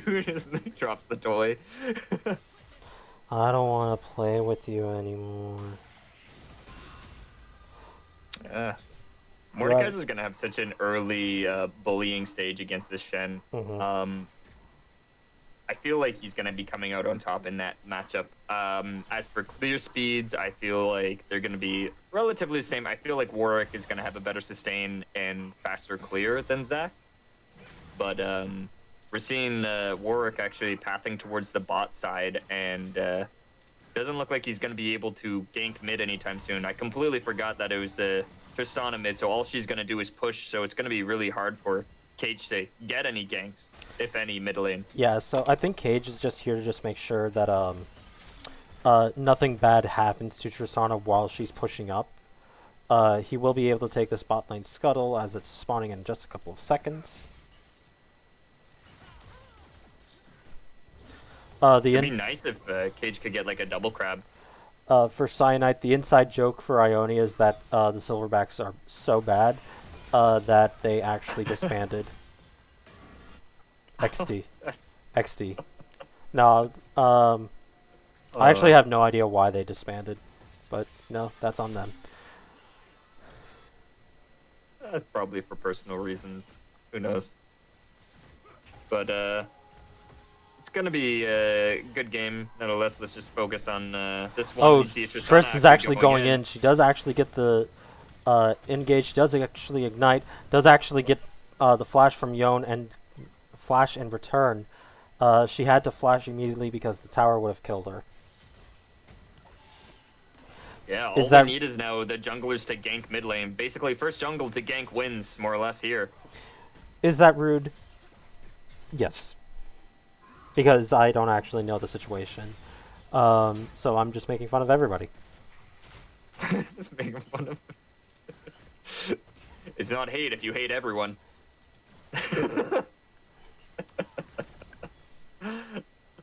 Jokes aside, though, we're gonna have the Mountain first strike here. I'd expect the Warwick to be picking that one up. With Tristana having such a lane presence, mid lane, all they really need to do is get bot lane to be pushed in, and then that's gonna be easy pickings for them. Which I don't think is gonna be relatively hard, to be fair. It's gonna be crashing in, and they're gonna be crashing out. We see Zach actually in the top side of the map here. Yone going in mid lane. Tristana is able to get out, despite the Ignite trying to burn her down. About even CS, but since neither of them have teleport, she'll just have to walk back. And some in the chat, they're getting personal recommendations for you to roast them. Okay, to be fair, okay, so I'm looking at the messages. Players Reborn can't get away with everything because they have Dr. Dad. They, I like having like this fun little banter back and forth amongst players and teams. I mean, overall in this season when I played and won 6 out of 7. So, I mean, I already had a better score than the Silverbacks XD. But we do have the fight happening down into the bottom lane, and Ezreal does get a lot of damage to return onto both bottom laners, but the stun did not come out onto Seraphine, so they will be able to effectively win that trade. A little bit of a slow onto Kaisa. Does actually get a nice bit of chunk of damage onto Braum. Whoa! Ooh, that was hot. Yeah, it was a close call for the Braum to get out of there. I believe Kaisa actually had to heal Braum there because he was going to fall short and die from the Ezreal burst damage and the range from Seraphine. And this is going to result in First Dragon going over to the side of players Reborn. Oh, but This is Ezreal eat forward, so he's going to have to flash away from this one. Doesn't get the latch on, so they will be able to escape from that one. And Ezreal with a slight CS lead. Yeah, one that's kind of like interesting to me is the Shen actually being able to keep up with the Mordekaiser with such a hard presence in the first couple levels. You'd think that Mordekaiser would have been able to get a little bit of a bigger lead than he is right now. Mm-hmm. But first dragon going over to the side of Players Reborn, and we're gonna get an Infernal next dragon. So Ansem, pre-predictions. What's your soul? Cloud. Cloud. Cloud. 100% Cloud. 100% Cloud. Ooh. It's going to be Ocean, All by the right. way. Yeah. I'm gonna be just spiteful, and I'm gonna say Ocean just so we can have a 50-50 here. But yeah, no. So, like, I hate on Silverbacks, but it's all in good fun for me to them as a team. They were able to get top 3 2 seasons in a row, but in the meanwhile, Tristana is collapsed on by both the Zac and the Yone, and Yone will actually be able to pick up that first blood. No, that's kind of what I was saying before. Is like it's gonna be first jungler who ganks wins, right? So like Yone just needs that setup initially, and then he can provide enough damage to take out Tristana. And I feel like we're gonna be seeing a lot more of that as time goes on, and as now that obviously Zac's level 6, he's gonna have so many more opportunities and different angles that he can get different ganks off. Mm-hmm. I'm liking what I'm seeing from Imagine Mountain in this early game. You know, they do have a pretty good scaling comp. Nothing too much to scoff at from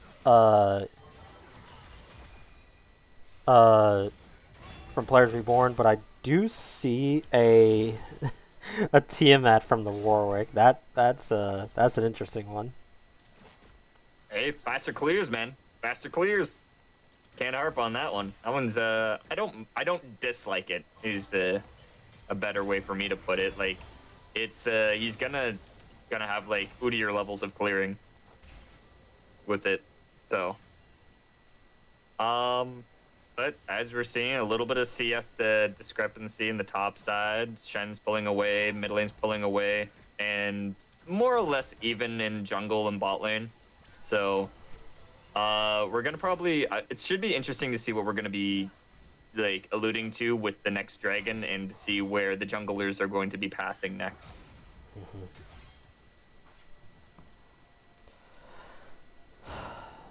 We do have Zac actually already all the way up here into the top lane just to make sure Mordekaiser doesn't try anything too crazy. He is staying up here for a very long time. Meanwhile, the Warwick is on the bottom lane. Both junglers kind of wasting a lot of time with all their camps coming back up. Yeah, this is very interesting. Literally, both junglers are sitting right there, Zac, ready to go in. Just do it. Just do it, man. Pull the trigger. Pull the trigger. Let's go. Phoenix will be able to escape. No problems here. What an incredible disengage. Mordekaiser presses the E button. Like, they gotta know, right? Ooh, there it is. Braum didn't actually get the full angle for his block, and Mordekaiser was actually able to ult the Shen, so he wasn't able to get in. But he did end up using his flash, so Mordekaiser will be looking to go down here in just a few short seconds. Now Yone goes on to the Tristana. Tristana is bleeding to the Ignite and does go down. Kills happening all around the map, and I don't know really who came out on top. Probably, honestly, even. I really like the I would gank actually. from Cage. So, Imagine Mountain actually came out on top of that one because they were able to pick up 2 kills as well as the flash from the Mordekaiser.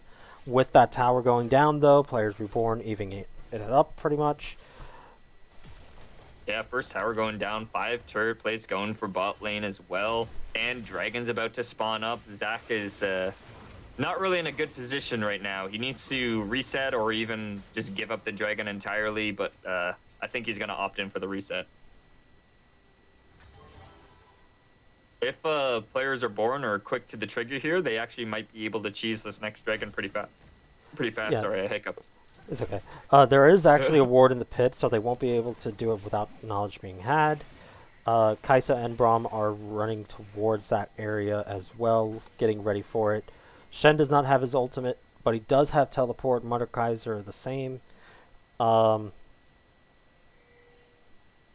so now we're looking to see if Ezreal is looking to try to get onto this Kaisa. She does have her flash. They don't actually get...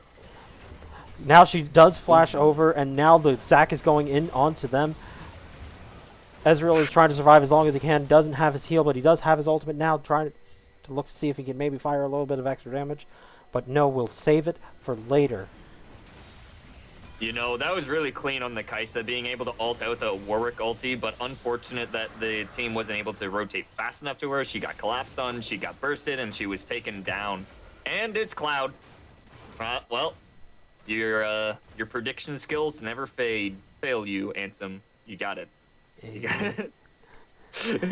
and immediately after I said it, and I said Cloud 100%, it's like, hey, watch, it'll be Ocean. And so the early 2 dragons actually going to the side of players Reborn. That's going to be really nice for them. Seraphine actually just kind of... She's making sure that that Yon doesn't try anything too crazy either. I guess, yeah, that's fair. Yeah, Now, Mordekaiser will be picking up Riftmaker shortly. I think it's like 1,000 gold for completion, or something close to that, maybe 800. So he'll be picking that up as his next item. Let us see. Only mythic so far completed has been the Zac. Everybody else... Oh, we do have a shield bow coming in from the Yon now. yeah, that's going to be a big power spike for him. Oh, Mordekaiser uses ultimate onto the Shen. The Shen is looking to see if he can actually survive just long enough. Now the Warwick is here in the end. Seraphine does use her ultimate, but only catches onto the Ornn. They do try to get a bunch of damage, but now Warwick is in trouble. He's going too far in. He's going down under the tower. Now Seraphine is even in trouble and has to flash away from there as well. Meanwhile, the Ezreal ultimate does go through and doesn't connect onto anybody important. Tristana is going to be yoinked back because the Zac's first Q landed onto her, and that'll be a 2 for none for Imagine Mountain. Good job on Shen for living as long as he did and getting out of Warwick's grasp. You know, I really shouldn't, but there's so many times where there's so many Imagine teams this season that I'm like saying different Imagines. You know, I'm just I'm instinctively going, yes, Imagine Cloud, but then I was like, no, it's Imagine Mountain. And then I feel like that's just a me thing, but they are going to be picking up this rift here. Warwick is around here, but he doesn't have much backup. Seraphine is the only one that's really nearby and is getting dropped by the Yon. Yon is going to ult onto her and takes her out. Warwick does go on into the pit. It looks like the rift does go down to Imagine Mountain, and they will be able to pick that up as well. 3 down now for Players Reborn. This game is when will the bleeding end? This game is looking to be about the same kind of setup as Game 2, but Imagine Mountain doesn't look like they want to force this into a Game 5. They want to end it here. Yeah. They just keep they keep getting rewarded for just like people being a little bit too far extended. Getting objective after objective. Well, not objective. They just got the Shelly there, but they kept getting pick after pick, I should say. And next Dragon's going to be in 1 minute and 33 seconds. It would be nice, you know, to have a bunch of like cooldown reductions for the Zac, for the Yone, for the Shen, for even the Braum. The Shen is so huge. Shen's so huge. The Shen's super useful. He can provide so much more with more ultis, obviously. But Zac leaps on over into the river and escapes from dire circumstances. It's gonna be obviously Imagine Mountain's going to be just doing this constantly. They're gonna let the bleeding continue. They're gonna get this next dragon. Well, they have to fight for this next dragon. I don't see why they wouldn't. They are currently hitting a bunch of power spikes, a lot of them getting their core items built, and now like the Yone is 4-0, he's online. Shen's 2-0, he's online. But Yeah. if players are born get all of these shutdown golds and manage to win this next team fight, I could be wrong. Oh, Warwick is looking onto the Yone. Yone is going to get ulted onto. Mordekaiser is coming in from the back. He does flash the Yone's ultimate. Now he's going to snap back and does get dropped. He is trying to survive as long as he can. Does actually end up dying. Mordekaiser does end up ulting Yone just to make sure. And he does actually get the passive damage that Yone gives him. But now two are dropped immediately from Players Reborn thanks to that nice engage from the Zac and the Shen. Now the Ezreal is trying to survive as long as he can, but does actually help to make sure that the Zac does fall. Tristana does pick up the Shen in the back line as well. Mordekaiser is still looking to survive. And this will be a 2-for-3 benefiting Players Reborn. Yeah, that's what they needed. That's what they got, and so now they're going to be getting Soul Point here, and that's the fight they were looking for. Unfortunate that Monkey was caught out there, but they got, I think, almost all the shutdowns. Not the Kaisa one. They were only missing one more shutdown, and a lot of the key players on their team got the shutdowns that they needed. I believe Mordekaiser even getting the shutdown onto the Yone, so that's going to be huge for him. Imagine Mountain just need to reset, refocus, and go back to the fundamentals and wait for them to wait for Players Reborn to overextend or mess up here. I also want to go ahead and just here's the flame for Cyanide that he was looking for. So yes, Okay. all of good points, and I appreciate you, Dragon Rider. But for Cyanide's flame, so he made it to D4, which is congrats to him, but he made it to Diamond off the back of being in a Akali one trick. So no, I am not impressed with him. Now we do have a bunch of the minions being cleared out. Rom does get pulled back from the Mordekaiser. Yone is going to have to snap back eventually. They are trying to do as much damage as they can. Yone does ult out with the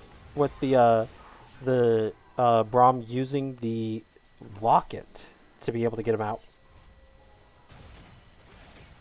Yeah, we're going to see some rotations happen here. The Shelly's going to be spawning up. No, sorry, that's Baron spawning up. And the Yone's back at full HP, Tristana's though. in trouble. Is she? I don't think she actually wins this. I mean, she's doing a lot of With damage, but proper I really. spacing. Find out. There's only one way to Oh, know. he got the snare. Ooh. Oh, she auto attacked a minion. She autoed a minion. No! You hate to see it. Yep, there's the Zac. Is he going to be able to get the Ezreal? No, unfortunately not. Seraphine's walking a little bit too far up onto the Zac, and Warwick actually going into Shen. Warwick doesn't win this. Shen has Bramble. You hate to see it. Oh.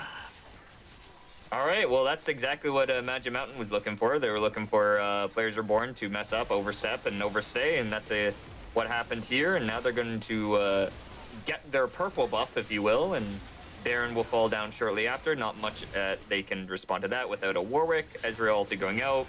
Kind of like, if I get it, I get it. They even miss-smited it for him just so they could do the flex of 26 damage on on its silver rating. Odd flex, but okay. It's like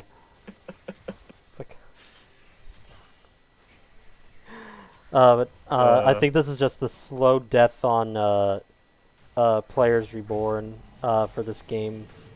I understand that they do have Soul coming up for them in about 2 minutes, but Can they fight for it though? That's the question. Can they win a team fight? I don't think they should. Like, if anything, send Cage Reaper to suicide for Soul, but I don't think you actually try and fight for it. Now it is going to be spawning about like 1 minute and 30 seconds. So, Alright, Cage. You got it. You got it, okay? No need to fear. His smite will be up for Dragon. It's fine. Fine. But Gromp is pretty good for junglers, like I said, with the reversion on the nerfs to Gromp. It's gonna be almost like to keep in this game. You need the Gromp super bad, and he's gonna have Smite up, so not the end of the world. He is looking at this, but might get caught out to do so. Yeah, this is not your red buff anymore, my dude. You need to be ready to go and fight for that dragon, because that is your entire job right now. Oh, Everybody here we from go. everybody Let's. from Mountain is able to get out of the red buff. Tristana is on the top lane. She has 30 seconds to get down here. Shen immediately engages. Seraphine does use her ultimate very well, but it's too little too late. Mordekaiser is getting dropped very quickly. Does actually use the ultimate onto the Shen, but Shen is going to be able to have enough damage. Kaisa even picked up a QSS in that. So she definitely is not getting caught out by the Warwick or the Mordekaiser in this fight. Grr, doing that split push that he does best. You know, he knows. He's like, hey, we ain't winning these.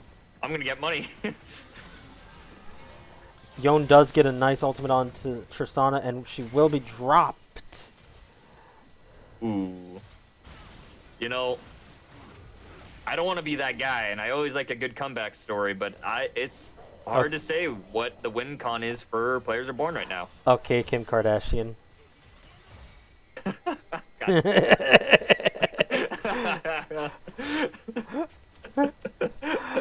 For those of you who don't get that joke, one, you're too young. Two, you need to watch Parks and Rec. Oh, the guy. Look at all this wards. Warwick is Yeah, going on. Oh no, Oh, Cage! no. Cage, he has ultimate still. He does get his No. ultimate off. Kaisa does not have hers just yet. Yeah, that's the bleeding is occurring. All right, and it's It's going already into been. the side of the mountain. If you would say the rock is going downhill for Players Reborn, and the mountain stands firm. Oh my god, how to. Yeah, you like my puns? No, I hate your puns. Yeah, this is pretty good, eh? My Thought puns about that are. one. My Thought about that one puns. for like 30 seconds. My puns are at the tier of freak. You're like attempting to be freak, Yeah, it's of course, you know. and it's horrible.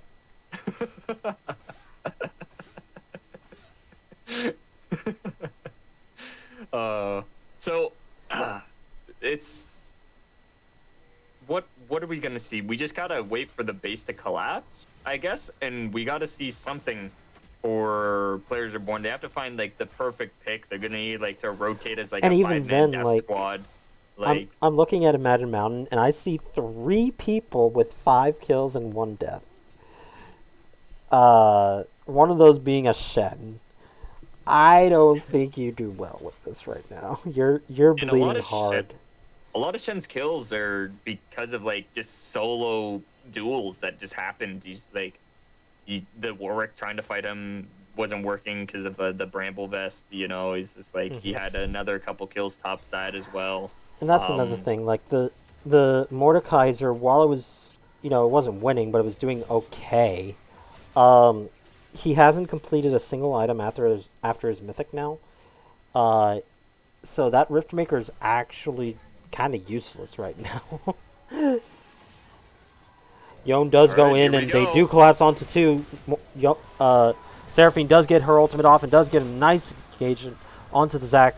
Mordekaiser is trying to get another kill onto the Zac. Mordekaiser even flashes to follow Zac, and now Shen is going to be ulting onto Zac to make sure. Braum even picks up the kill for extra niceties. Now Ezreal is trying to find a way to get out of this one. Zac does fall into his passive, but Mordekaiser is in no position to fight for this. He's going to be dropped too from the Yone. And Kaisa is dealing with the Tristana onto the bottom lane. Yeah, they didn't even get the Zac passive there after spending so much resources. No, they did get the Zac passive at the did end. get it in the end, but like. Oh, and then Seraphine's too far out. Oh no. Seraphine too far. Yikes. Reset for Baron. Oh, there's an all-in. Tristana does actually pick up a Hey, nice shutdown. golf clap for you, Tristana. You did it.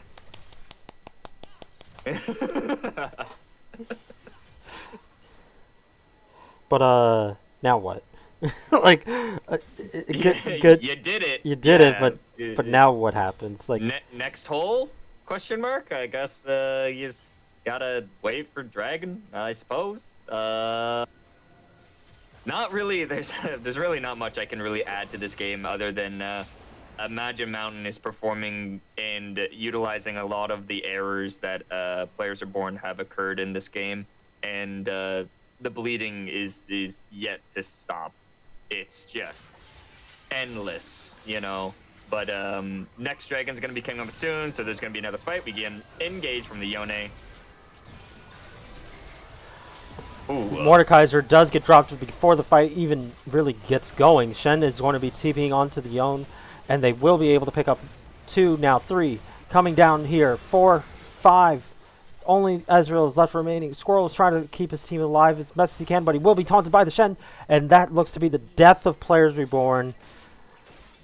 The game isn't quite over yet, but with an 8k gold advantage, Dragon being picked up by the Yone with the others heading towards the Baron buff, this looks to be just the slow and eventual death of Players Reborn. And I see Ezreal picking up a Noon Quiver. What item could you be building that's a Noon Quiver item that changes the state of your team in this game? I don't think there is one. if they die to Baron, I'm gonna be sad. Oh, Oh, they can't do it. They can't do it. It's too much. The power. Dino. The power of purple buff. Dino was taking too long to get to that one, so yeah, that report top lane for trolling around in the mid lane XD. But no, but still, like, Players Reborn is in a very deep hole now, over 8k gold deficit.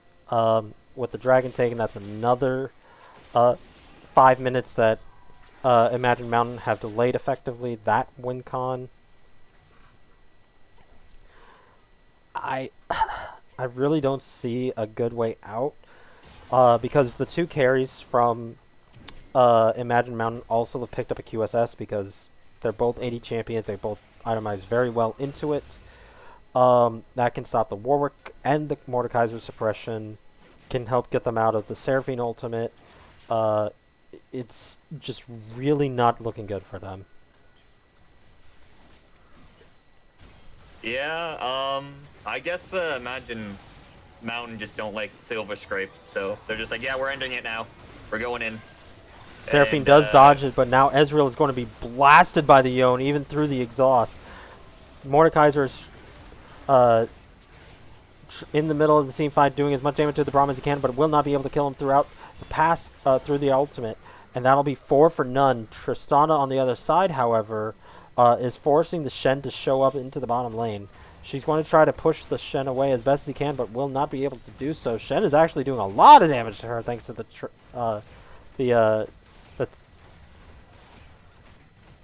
Ooh, and she.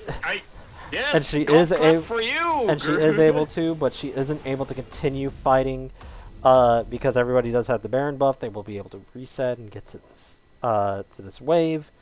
Good for the Tristana to be able to get that somehow, but I'm kind of curious. Does the fight change if Tristana's in the team, or does she just keep doing this? I really don't know. She is trying to get the Lord Doms now, but I don't know if that's enough. Yon actually picked up a Merc, so he's pretty good right now. Tristana will be able to take out this mid lane tower, so that's good for them. Get a little bit of gold back, but they're still down 9k. I really don't think the fight changes at all, even with Tristana being there. She's ooh, Jesus. Ooh, maybe. Oh, Shen ulti. Re-engaged by Kaisa. The Shen ulti was enough. Now Warwick is on into the back of that. Does get dropped by the Yone. Now just Mordekaiser trying to keep alive. Does actually look to take out the Zac, but the Zac passive does hit up. And he will not be able to take him down before he comes back out. Ooh, Yone. Yone does It's have the his flash Yo! ultimate and deletes the guy. Oh my god, that was disgusting. Oh, I actually got a shiver down my spine seeing that damage to the Ezreal, but that is going to be it. Zac is having a little fun with his collecting his passives. And it looks like this is going to be all she wrote. I'm going to say it now. Congratulations, Imagine Mountain, for And winning Warwick the leaps Ionian into division. action. And as you said, Imagine Mountain with the win over Players Reborn. With, as I said before, a bunch of fresh time players and no names and Monkey, but now they are champions for Seal in the Ionian division. Congratulations to them on the 3-1 victory. I want to see these damage numbers. Let's see these damage numbers. We're going to go ahead and show this to everybody. We're all going to see it at the same time. Woo! Alright, that was up. Yo!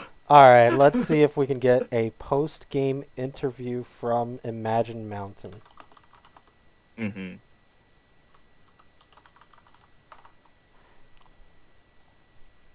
Who is it going to be, I wonder? Give me Monkey. You want Monkey? Give me Monkey.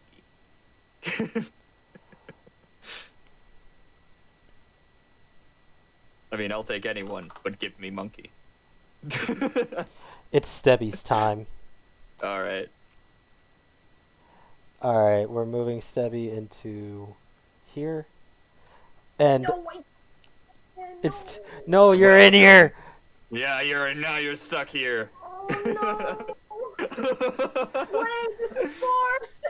Yes, it was. Hi. No consent, by the Oh. way. So, congratulations, Stibby, on putting Dr. Dad in his place. I'll do the trash talking for you. But congratulations on the 3-1 victory. How do you feel? Thank you. I don't know, honestly. I'm very tired. You just woke up only, like, what, 6 hours ago? But that doesn't mean that the games weren't draining. It's fair. Yeah. I liked the, like, when you're going into draft phase, are you just like, yeah, just give me Seraphine, like, every time? Because it was picked first in every match. I'm pretty sure, like, this had a 100% pick rate in all matches. So, like, knowing that you're always going to be playing Seraphine, are you just really comfortable on that pick on, like, any matchup you go against? Or is it just Seraphine being absolutely busted? It's just Seraphine being absolutely busted. Mm-hmm. And then, Yeah. obviously, I'm going to follow up there, like, picking up Braum here. What was the game plan for that one? I like it in the team comp, but I was told that it wasn't really your comfort pick. It was absolutely not my comfort pick. Ha! I think most people are aware already by now, especially in the Ionia League, that I thrive on Enchanter champions, especially on Nami and Lulu. But because I'm pretty positive people are already, catching on to that. I know that they're not going to ban me out, but it's just kind of something that I've been working on, playing more tanky and engaged. Something that's not enchanters for the team. And we did play Braum in Clash yesterday, so that kind of was just like what about Braum? And they're like, let's do it. So that happened. So I'm getting a fan question being asked directly to you, Stebby. Oh, I see it. Who was harder to play against, Players Reborn or Silverbacks? And why was it Players Reborn? Let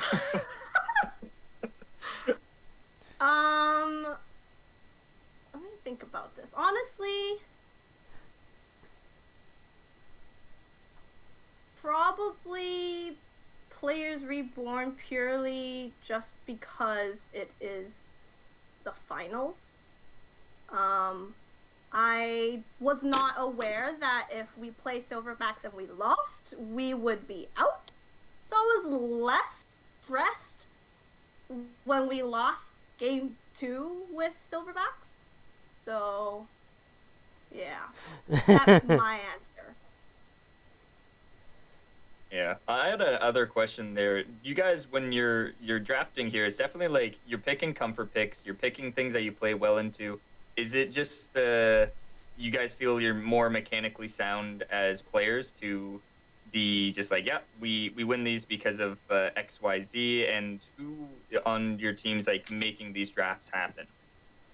I think the main 2 people that are talking about drafts or making the decisions with the drafts were actually it would be the 3 people. It would be our top lane Dino, our jungler Crazy Juggernaut, and our mid laner Monkey.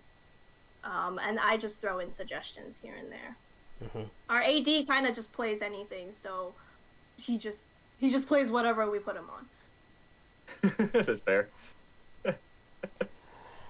But he did into that, Caitlyn. We don't talk about it though. We'll Don't talk worry. about. We talked. We will. We talked We will talk plenty about about it. it. Don't talk about me missing my Seraphine all in Dragon Pit either. Yeah, no, No. no. No. The only play we really talked about is the event that happened bottom The lane. event. The event. I'm right. pretty sure you know The exactly whole which event. one I'm talking Ye- about with the Caitlyn. Can you tell me comms in there? I'm actually genuinely curious on like. I laughed so hard. I it was funny. That's great. That's so we great. all kind of Oh laughed. yeah, no, like we laughed too. Like that was absolutely hilarious to watch that. Ordinarily, we're not supposed to laugh at the misfortune of players, but that was just too great from both sides. Yeah, it was funny. But he did, pull it back together after that. Yep. And he played really well, I think, in the Kaisa game here. So, yeah. Yeah. Well, again, thank you so much for joining us. Congratulations once more as well for winning the Ionian Cup, our highest division here. And I don't have any more questions, Ansem. Do you have any other final send-offs? No, that is pretty much it. So I thank you everybody for paying attention and not spamming the chat. Thank you. Don't worry, they will. Oh, You can't stop. You can't stop it. The floodgates are open. I mean, I can. I want to say thank you, everybody. to my friend Districts for rating the Twitch. Yeah, we had about 38 people rate at one point, so good job. Yeah. Thank you everybody for coming and watching this banger of a series. I hope to see you all tomorrow for the Noxian Finals. That will be at, let me check, I believe 7:30 EST. So make sure to watch that. We've got 2 very high sus teams looking to see who is the more sus.